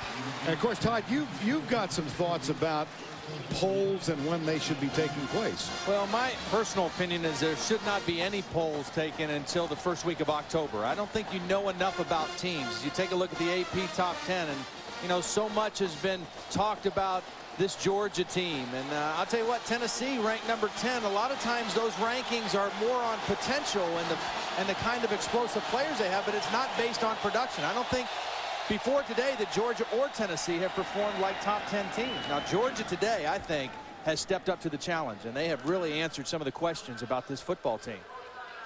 Alabama has taken a timeout. Stops the clock with 14:03 to go.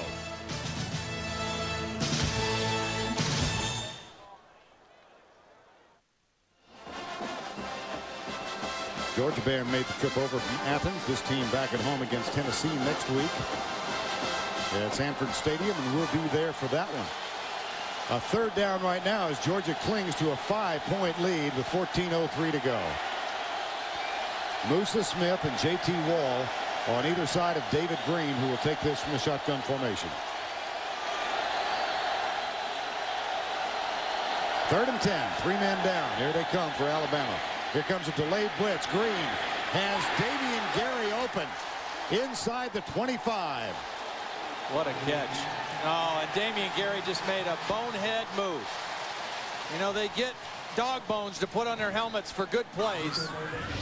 This was a bonehead move by Damian Gary. He makes a huge catch, reaches behind him, makes a great catch on a long 3rd down play, and then he gets up and he celebrates too much and he gets a penalty. You know, I mean, you don't need to do this. Oh, man.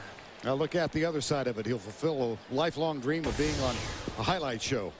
I mean, I'm all in favor of letting guys enjoy the game and celebrate with their teammates and have fun. But I mean, when you take it too far on a play like that, I mean, you just hurt your team. And there is a player down on the play. Taunting, unsportsmanlike conduct. Herschel Bolden is the injured player. See, now if he just does this, they probably let it go. But he takes 2 steps, 3 steps, 4 steps, and it's just unnecessary. I mean, again, let the guys have fun. You don't have to police that too stringently, but Herschel Bolden, they'll take great care with him. Yes. Well, this has been a closely fought game. There was a big play earlier in the ball game. It was the 5-star play of the game presented by Wrangler, and here's the call from Larry Munson. Corner, and Green comes back. They're coming up behind him. He doesn't see him. He throws a long pass to Fred Gibson, who caught the ball. He fell down, but he caught it on his back.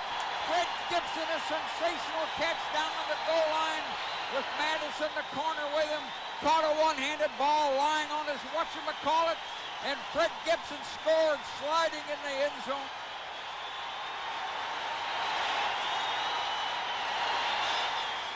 There's Larry Munson, 80 years old last week. Crucial first down in there close. Herschel Bolden still down on the field. Quite close to the goal line, but now we're way out. Let's take a timeout here. Pause for these words on the Georgia Bulldog Radio Network. Just a moment ago, Herschel Bolden was able to get to his feet unassisted and walk off, so a stinger, I would think. Yeah, just had his head down and had a nice collision in there with Damian Gary, and got his head down on it. After the penalty on Damian Gary, it's first down from the 38-yard line. Here's Green going for it all to Terrence Edwards. In stride, touchdown Georgia. Anthony Madison, for the 2nd time in this ball game, has been victimized. Alabama chose to blitz. That means single coverage. Anthony Madison, this time on Terrence Edwards, and a perfect throw under pressure by David Green. You wait for your chances to go deep, and they waited perfectly that time. Terrence Edwards, the 2nd all-time leading receiver in the history of Georgia football, making amends for a disappointing junior year when he had more than a couple of dropped catches. That's his 5th catch today. 37 yards for the touchdown. David Green, Terrence Edwards, and Georgia has doubled up on Alabama 24-12. David Green, big touchdown toss. Terrence Edwards, 24-12. And you could just see it in David Green's eyes all day today. I mean, look at this now. Today, 352 yards. Only one game over 300 before this, and that was against a 1AA team, Northwestern State. So, I mean, Georgia has answered some of the criticism today about their toughness, about their offensive explosiveness. I would think probably the most relieved guy sitting over on that bench right now is Damian Garrett. Absolutely. Here's Kerouac with the kick. High, short. And taken by Hudson out to the 31-yard line. Well, here's what David Green sees. He sees these linebackers that are going to blitz, okay? So then he knows he's got one-on-one out here on the takeoff, and that's all he goes to. He knows he's going to get the blitz picked up. The line does a nice job giving him enough time to throw the deep ball to Terrence Edwards. Wait for your chances. Get the blitz, throw deep, go up by 12. Now David Green with the reaction. And now shouting encouragement to his defensive teammates. 24-12 with 13:20 to go. Doyle pitches. Sean Williams. Up and out of bounds at the 36-yard line. Yes, it was. Mike Leach's team. You know, this is a big drive for Alabama, because if they don't score on this drive with 13 minutes left, they're taken out of their offense a little bit. They need to stay close so they can do their whole thing offensively. Little pattern underneath. Coyle and Fulgham. I think that was a should have had. Now Brody Coyle, his second start as a redshirt freshman. He's thrown for 162. David Green, the sophomore, 214 yards. The big difference. Last week he only completed 12 passes, but they were for 285 yards against Arkansas. Georgia has not given him the big throws today. Collins split way out to the right side. Coyle on third down out of the shotgun. Pumps, drills it. Sam Collins has it. And it's going to be a first down, Alabama, across the 50 at the 49. Sean Jones with the tackle. Good protection up front. This is really not Alabama's forte. Straight drop back on third down, but they give him good protection. Sam Collins finds a hole in the Georgia defense and makes the sure catch for the first down. That's a gain of 15, a first down at the 49. And just under 13 minutes to go. I keep thinking they're going to go back to that play action off the option soon, just because they've run the option enough to do it. We haven't seen that smoke draw much here either. First down and 10 from the 49. Here's Coyle, fakes to Williams, goes to Williams, and that's interference. Clemens was interfering with him at the 25-yard line. Chris Clemens. This is a tough task for Chris Clemens. He's 6'3", 240 pounds, out there on Shawn Williams, out in space, and has no idea where the football is. And so all Shawn has to do is just kind of slow down and let Clemens run into him and draw the penalty. Yeah, that's tough. Now, Boss Bailey is a little more adept at that kind of coverage. Right. You know, he's a smaller, faster guy than Clemens is, and they isolated Clemens that time on Shawn Williams, and that didn't work out too well for him. Now they'll reset the clock, and that is the 8th penalty on Georgia. Ball is marked off officially at the 34-yard line, just in between the 33 and the 34. Penalties 8 apiece. Now Collins breaks to the left. Backs will be in the eye. McClain is the fullback, and Santonio Beard is the tailback. Play action. Coyle, a lot of time, but good pressure coming from the backside. Now he is chased down by Jonathan Sullivan.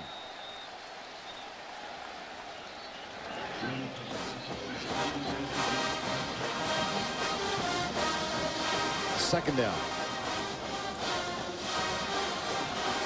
Good coverage downfield, and you watch the relentlessness of this guy in here, Jonathan Sullivan. Now he just gets blocked, he's double teamed, he's out of the play, he keeps fighting, he finds the quarterback, and then watch him take off and run. Once he spots Brody Croyle, and Croyle's a fast quarterback, and Jonathan Sullivan just tracks him down. Second sack of the ball game, and it is second down and 14. There's motion on the right side, and flags going backwards. Negate the call. Dennis Franchione with a bemused look. Next Saturday, 3:30 Eastern Time, Tennessee at home against Arkansas tonight. Goes in to Athens to take on Georgia, and we'll be there next Saturday, 3:30 Eastern Time, as the Home Depot SEC is presented on CBS.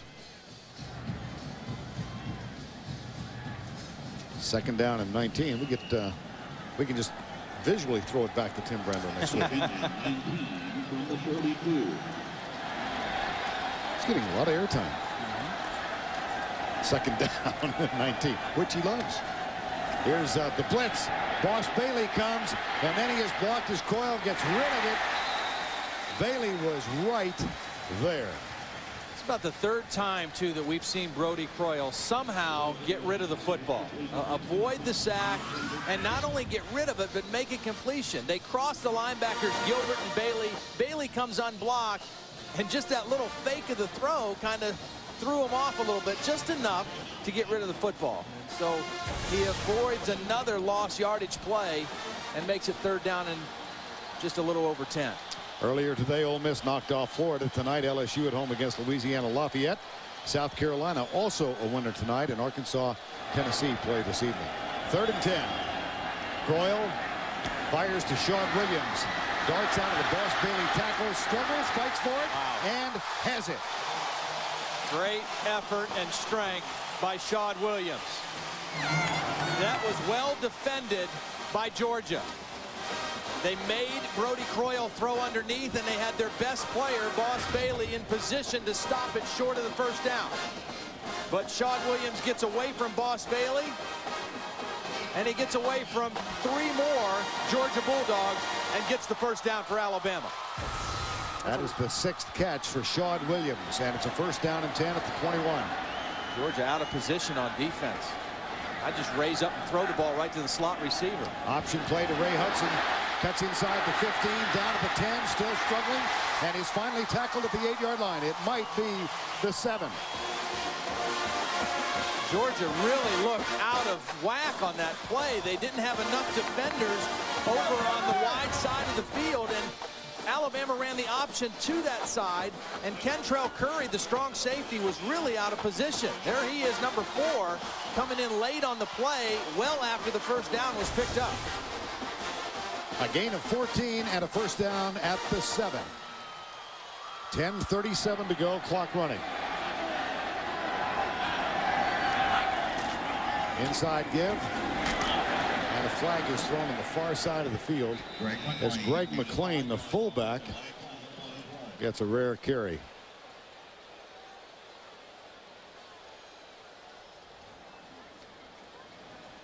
Again, conditioning, strength and conditioning. The end of a very hot afternoon. Georgia's defense, you see the hands on the hips a little bit, the heads down.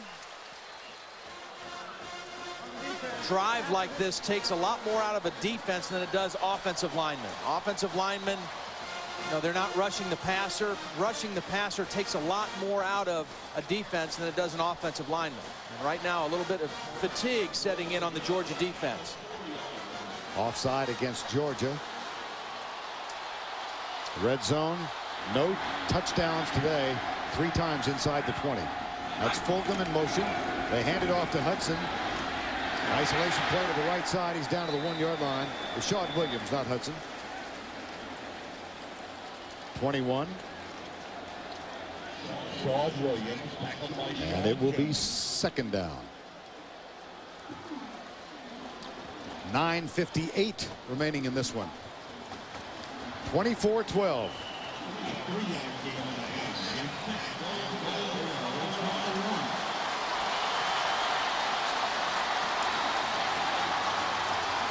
Donald Clark, the tight end, tight to the left.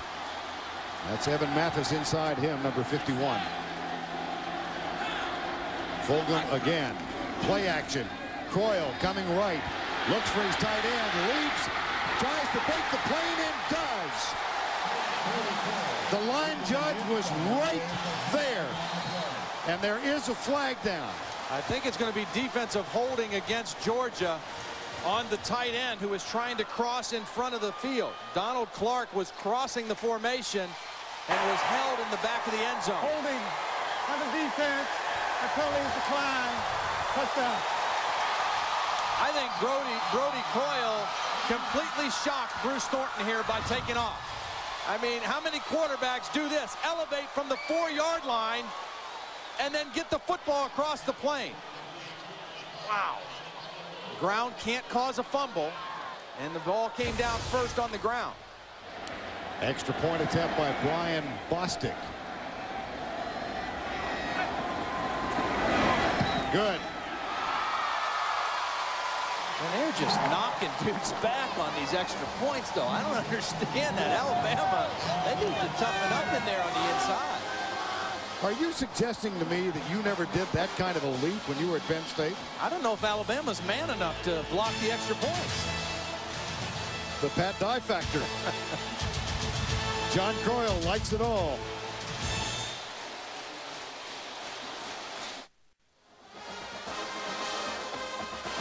Brody Coyle left his feet about 4 yards away.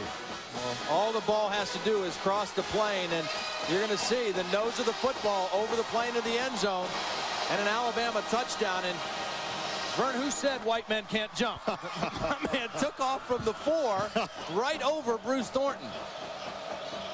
So important they scored on that drive, because now they're right back in the game and their whole offense is available to them. 24-19. Here is Edwards at the 8. Chase to the right. Good, nice tackle. David Scott. Well, a game of emotions, not just for the players, but for the families here. John and Teresa Coyle, as their son breaks the plane.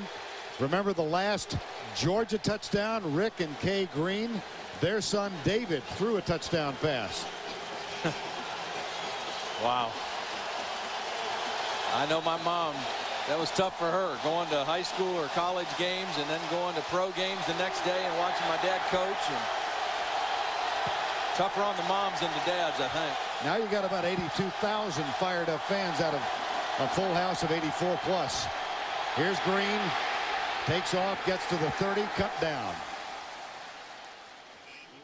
America's most watched network.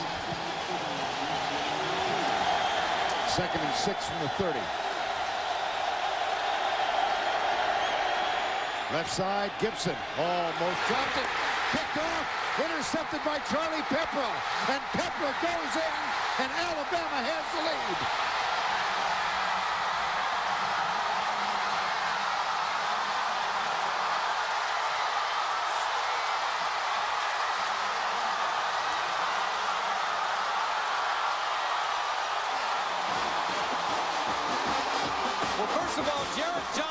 Got pressure on David Green and forced a wobbly throw. And then Fred Gibson bobbled the catch, and Charlie Peppra just stole the football. Fred Gibson didn't catch it the first time, and Charlie Peppra came in and stole the football. Charlie Peppra, born in Texas, the first in his family born in this country. His grandfather, Ike Achimpong, was the president of Ghana back in the 70s. He never knew his granddad. The family immigrated, and Charlie Peppra makes his presence felt with an interception return, a try for 2 forthcoming. You can't fault David Green. I mean, he made the throw under pressure, and he put the ball where he needed to put it. But Fred Gibson just wasn't able to corral the football, and now Alabama going for 2. 3 wide to the right side. Collins split off to the left. You go for 2 to make Georgia have to kick a field goal to tie the football game. Option play. Coyle cuts back. This time he gets it again. Oh, no. No, they're going to say no. Boy, I thought he stuck the football over the plane again, but maybe they said his knee was down before he reached the football. That was well defended by Georgia. Now Kentrell Curry is heading the other direction, but option to the right. It's stuffed up. Penetration by Georgia, and who's our guy? David Pollock there to stop him short of the goal line. He was down. Good call by the official.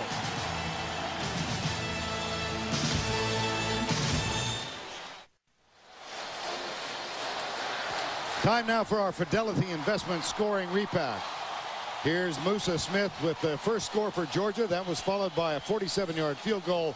Mike Ziefel and David Green. What a great catch this was by Fred Gibson. Held on to that ball. A touchdown toss to Dre Fulgham just before the half made it 14-9. A field goal just did get inside, made it 17-9, then 17-12 as Ziefel answered. And here was Terrence Edwards. Perfectly thrown pass from 37 yards out. Extends Georgia's lead. Croyle with the most athletic play of the ball game, diving in, breaking the plane. And then just moments ago, here was Charlie Pepra, redshirt freshman cornerback, took the ball away from Fred Gibson after it was bobbled, scored on the interception from 35 yards away.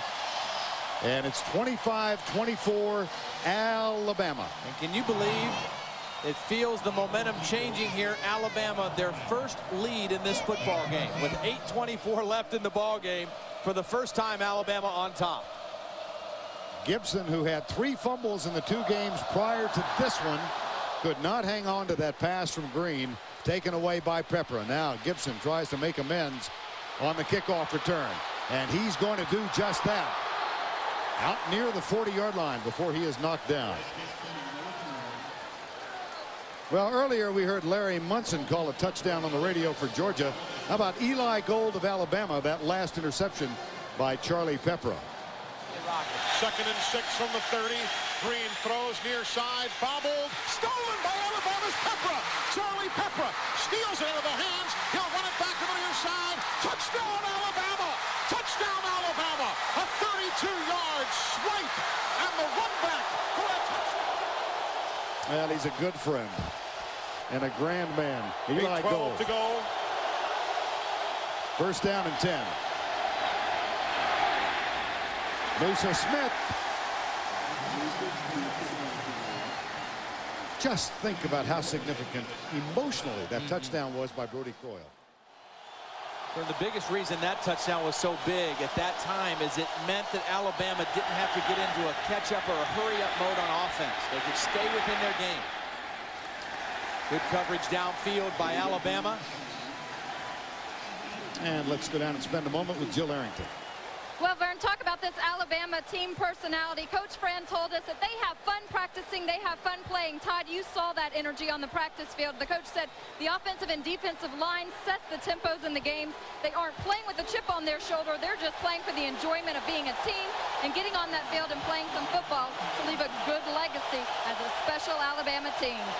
Well, that T-shirt you saw spells out SWAT. That was on Tyler Watt's T-shirt. Special, we're all together is what it stands for in this NCAA sanctioned period of time. Here's Damian Gary with a catch. That's good for a gain of 10. This is special. We are together. SWAT. I wasn't sure whether we were supposed to know that or not. You know, it's kind of one of those secret code deals. Right. We broke the code and now it's out. They may have to come out with a new acronym now. Good sleuthing, my man. Thank you. First and 10. 1-point ball game. Tony Milton goes right across the 40 to the 38-yard line. 7:10 to go. All right, Tim, and they trail by 1 at the moment. 2nd down and 3, 6:40 to go. David Green has made a couple big-time throws in this drive, showing great poise. Comes the rush from the corner. Brooks Daniels, number 18. Unblocked. They brought him off the edge. I don't know if this was a miscommunication by Georgia or not, but nobody blocked Brooks Daniels. Here he is right here, and he's just going to come unblocked. Nobody there for him. No back end to block. The line was turned the other way, and David Green, if he knows that's not protected, he's got to get rid of it because it's coming right at him. That brings up a 3rd and 10, 3rd and 9 officially. What a huge sack by Brooks Daniels. Georgia moving. They've got some momentum on this drive, and now they've got 3rd and long. Under 6 to play. Bulldogs do have all 3 of their timeouts left. Here comes the blitz. Green steps up. He'll scramble. Now he pulls up and lets it go, and it is incomplete at the 35. Intended for Reggie Brown. Charles Jones defending. Well, David Green thought about running for a moment, and then he thought he could stick it into Reggie Brown, but alertly, Charlie Jones able to get his hand on the football and knock it away. Again, the improved play of the Alabama secondary this year has made a big difference for the Tide. Jonathan Kilgo on to punt. Sean Williams awaits it at the 10. And Kilgo right now is thinking, okay, I've seen Zeifel do it. I don't want to let Sean Williams return this. I want to knock this out of bounds down around inside the 10-yard line. Comes the rush, flags are down, and bring this one back. Dead ball foul. Got a lot of penalties, haven't we? Yes. This feels like there's been a lot of laundry on the field today. Prior to the snap, false start. Movement in the offensive line. 5-yard penalty. Still 4th down. That's not all that terrible for Georgia. I mean, unless they had a fake in mind, I don't think they would have, but that's not all that terrible to back them up 5 more yards and give Kilgo a little bit more room to go ahead and kick it. That was the 19th penalty in the game, and 10 of those belonging to the Georgia Bulldogs. Kilgo again for the 5th time. Williams moves up to the 10-yard line.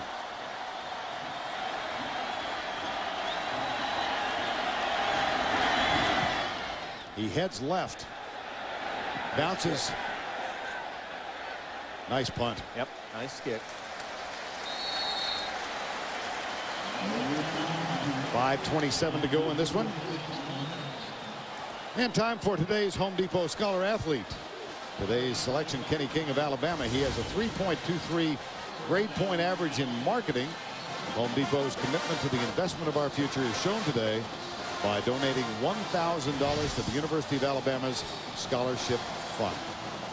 Now the big question right now for Dennis Franchione and Les Koenig, how much pressure do we put on our redshirt freshman quarterback, Brody Croyle?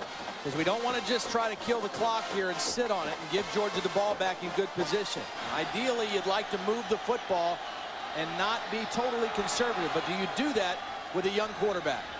Hand off to Santonio Beard, and Boss Bailey is there to make the tackle. Let's take you back to 1994. In the 94 game, a second-half explosion by the Alabama defense and offense, led by Jay Barker. The Tide narrowly came away with a 29-28 victory thanks to Michael Proctor's 32-yard field goal with just over a minute left in that game. It wound up 29-28, extending an undefeated string for Alabama at home in Tuscaloosa against Georgia. Jay Barker threw for 276 yards, all in the second half. Second down play. Here's Croyle. Dances up, heads right, tackled and dropped. Stop is made by David Pollock. Still 4:38 to go, and a 3rd down. David Pollock, the beneficiary of his bookend, Will Thompson, because Thompson is the guy that flushed Brody Croyle out of the pocket, and Pollock gets the tackle. 3rd and 15.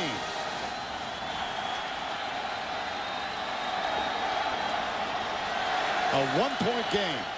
4:10 remaining.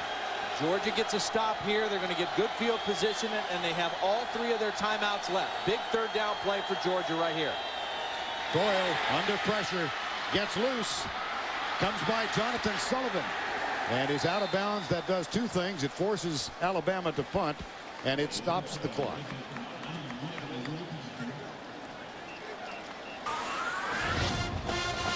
This is what Brody Croyle sees. He sees Tony Gilbert coming on a blitz, and he's been after him all day. He gets away from him, and you know, the Alabama coaches told us that even though Tyler Watts is known as a runner, that Brody Croyle is actually a little faster than Tyler Watts.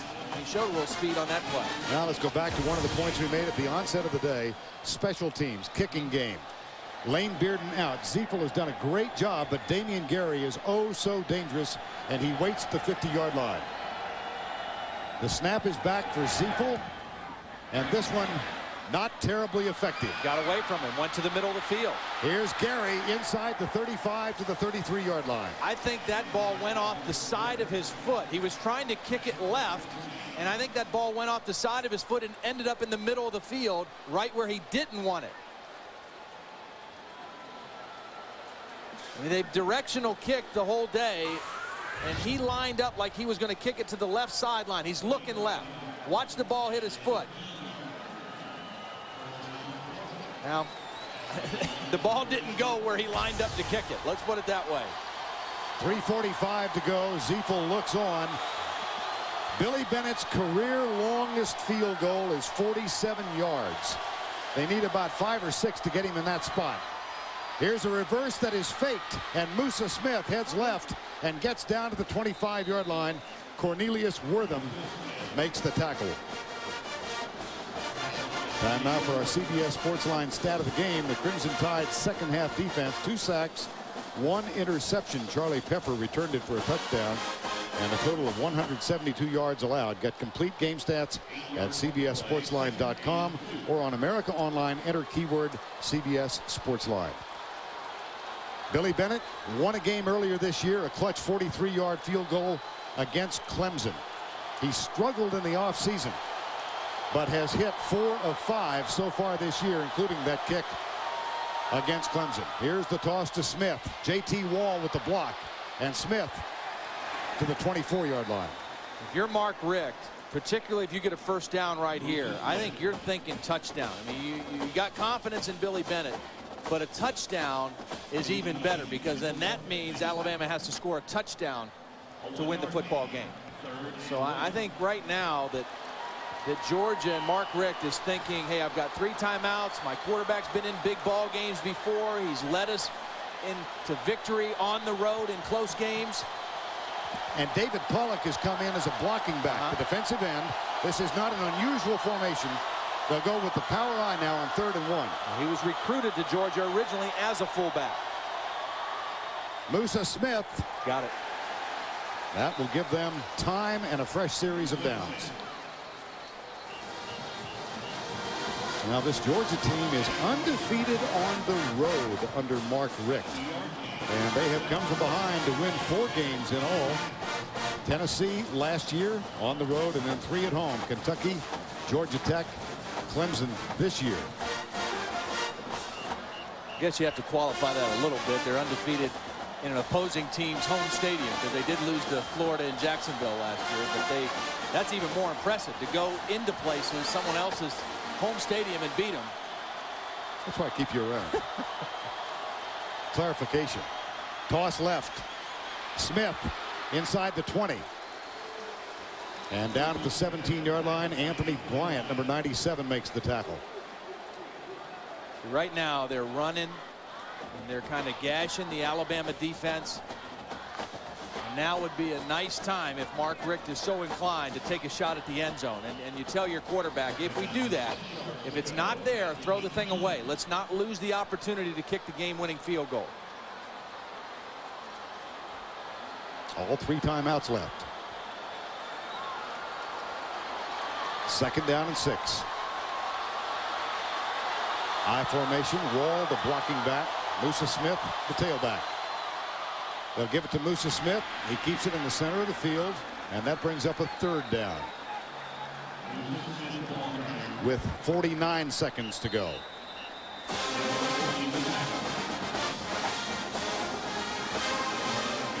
Time call. Alabama uses the timeout.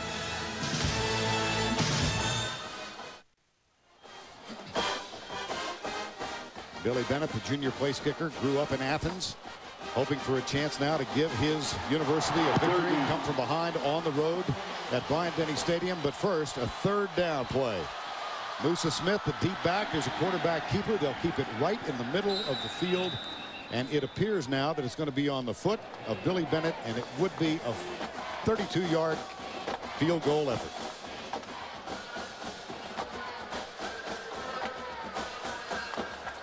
But first, a timeout. Alabama, for them, uses their last timeout. 42 seconds to go. Field goal forthcoming.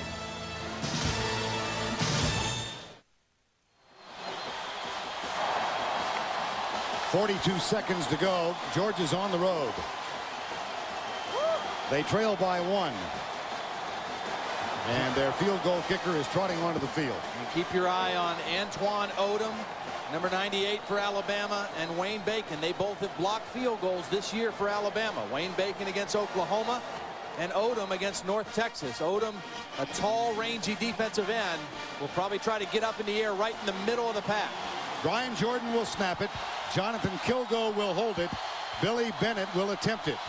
Georgia has never won in Tuscaloosa, but they have now reclaimed the lead. Rock solid there, boy. That ball got up quickly. No chance of it being blocked. And dead down the center.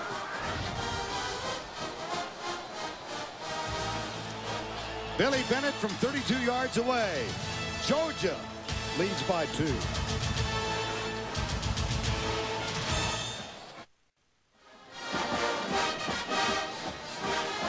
Bennett knocks it home from 32 yards away with authority. And it gives Georgia a 2-point edge.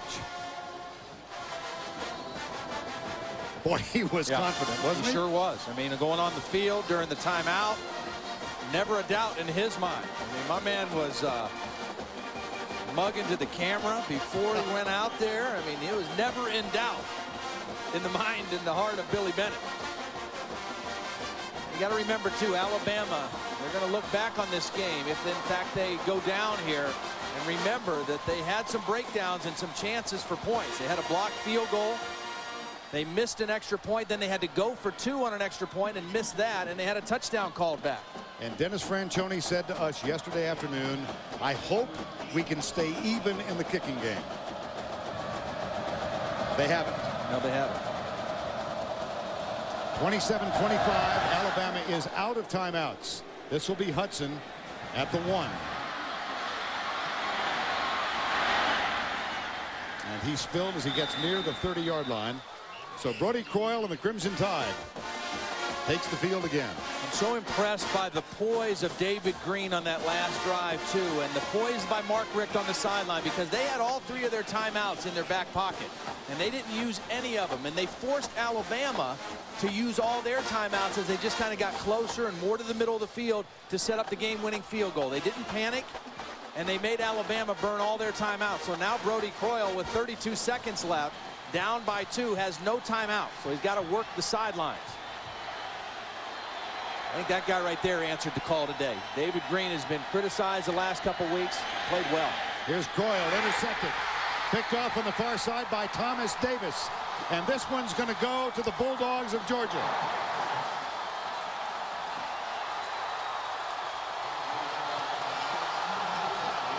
Croyle drilled it to the wrong man.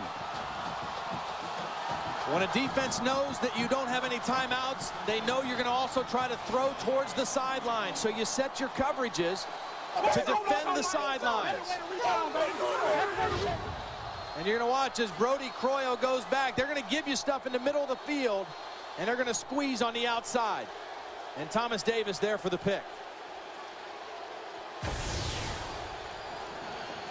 I would guess a little victory formation right now for the Georgia Bulldogs. And you can't say enough about this Georgia football team and the way they responded. I mean, people were really questioning them and questioning whether they deserved to be ranked as highly as they were.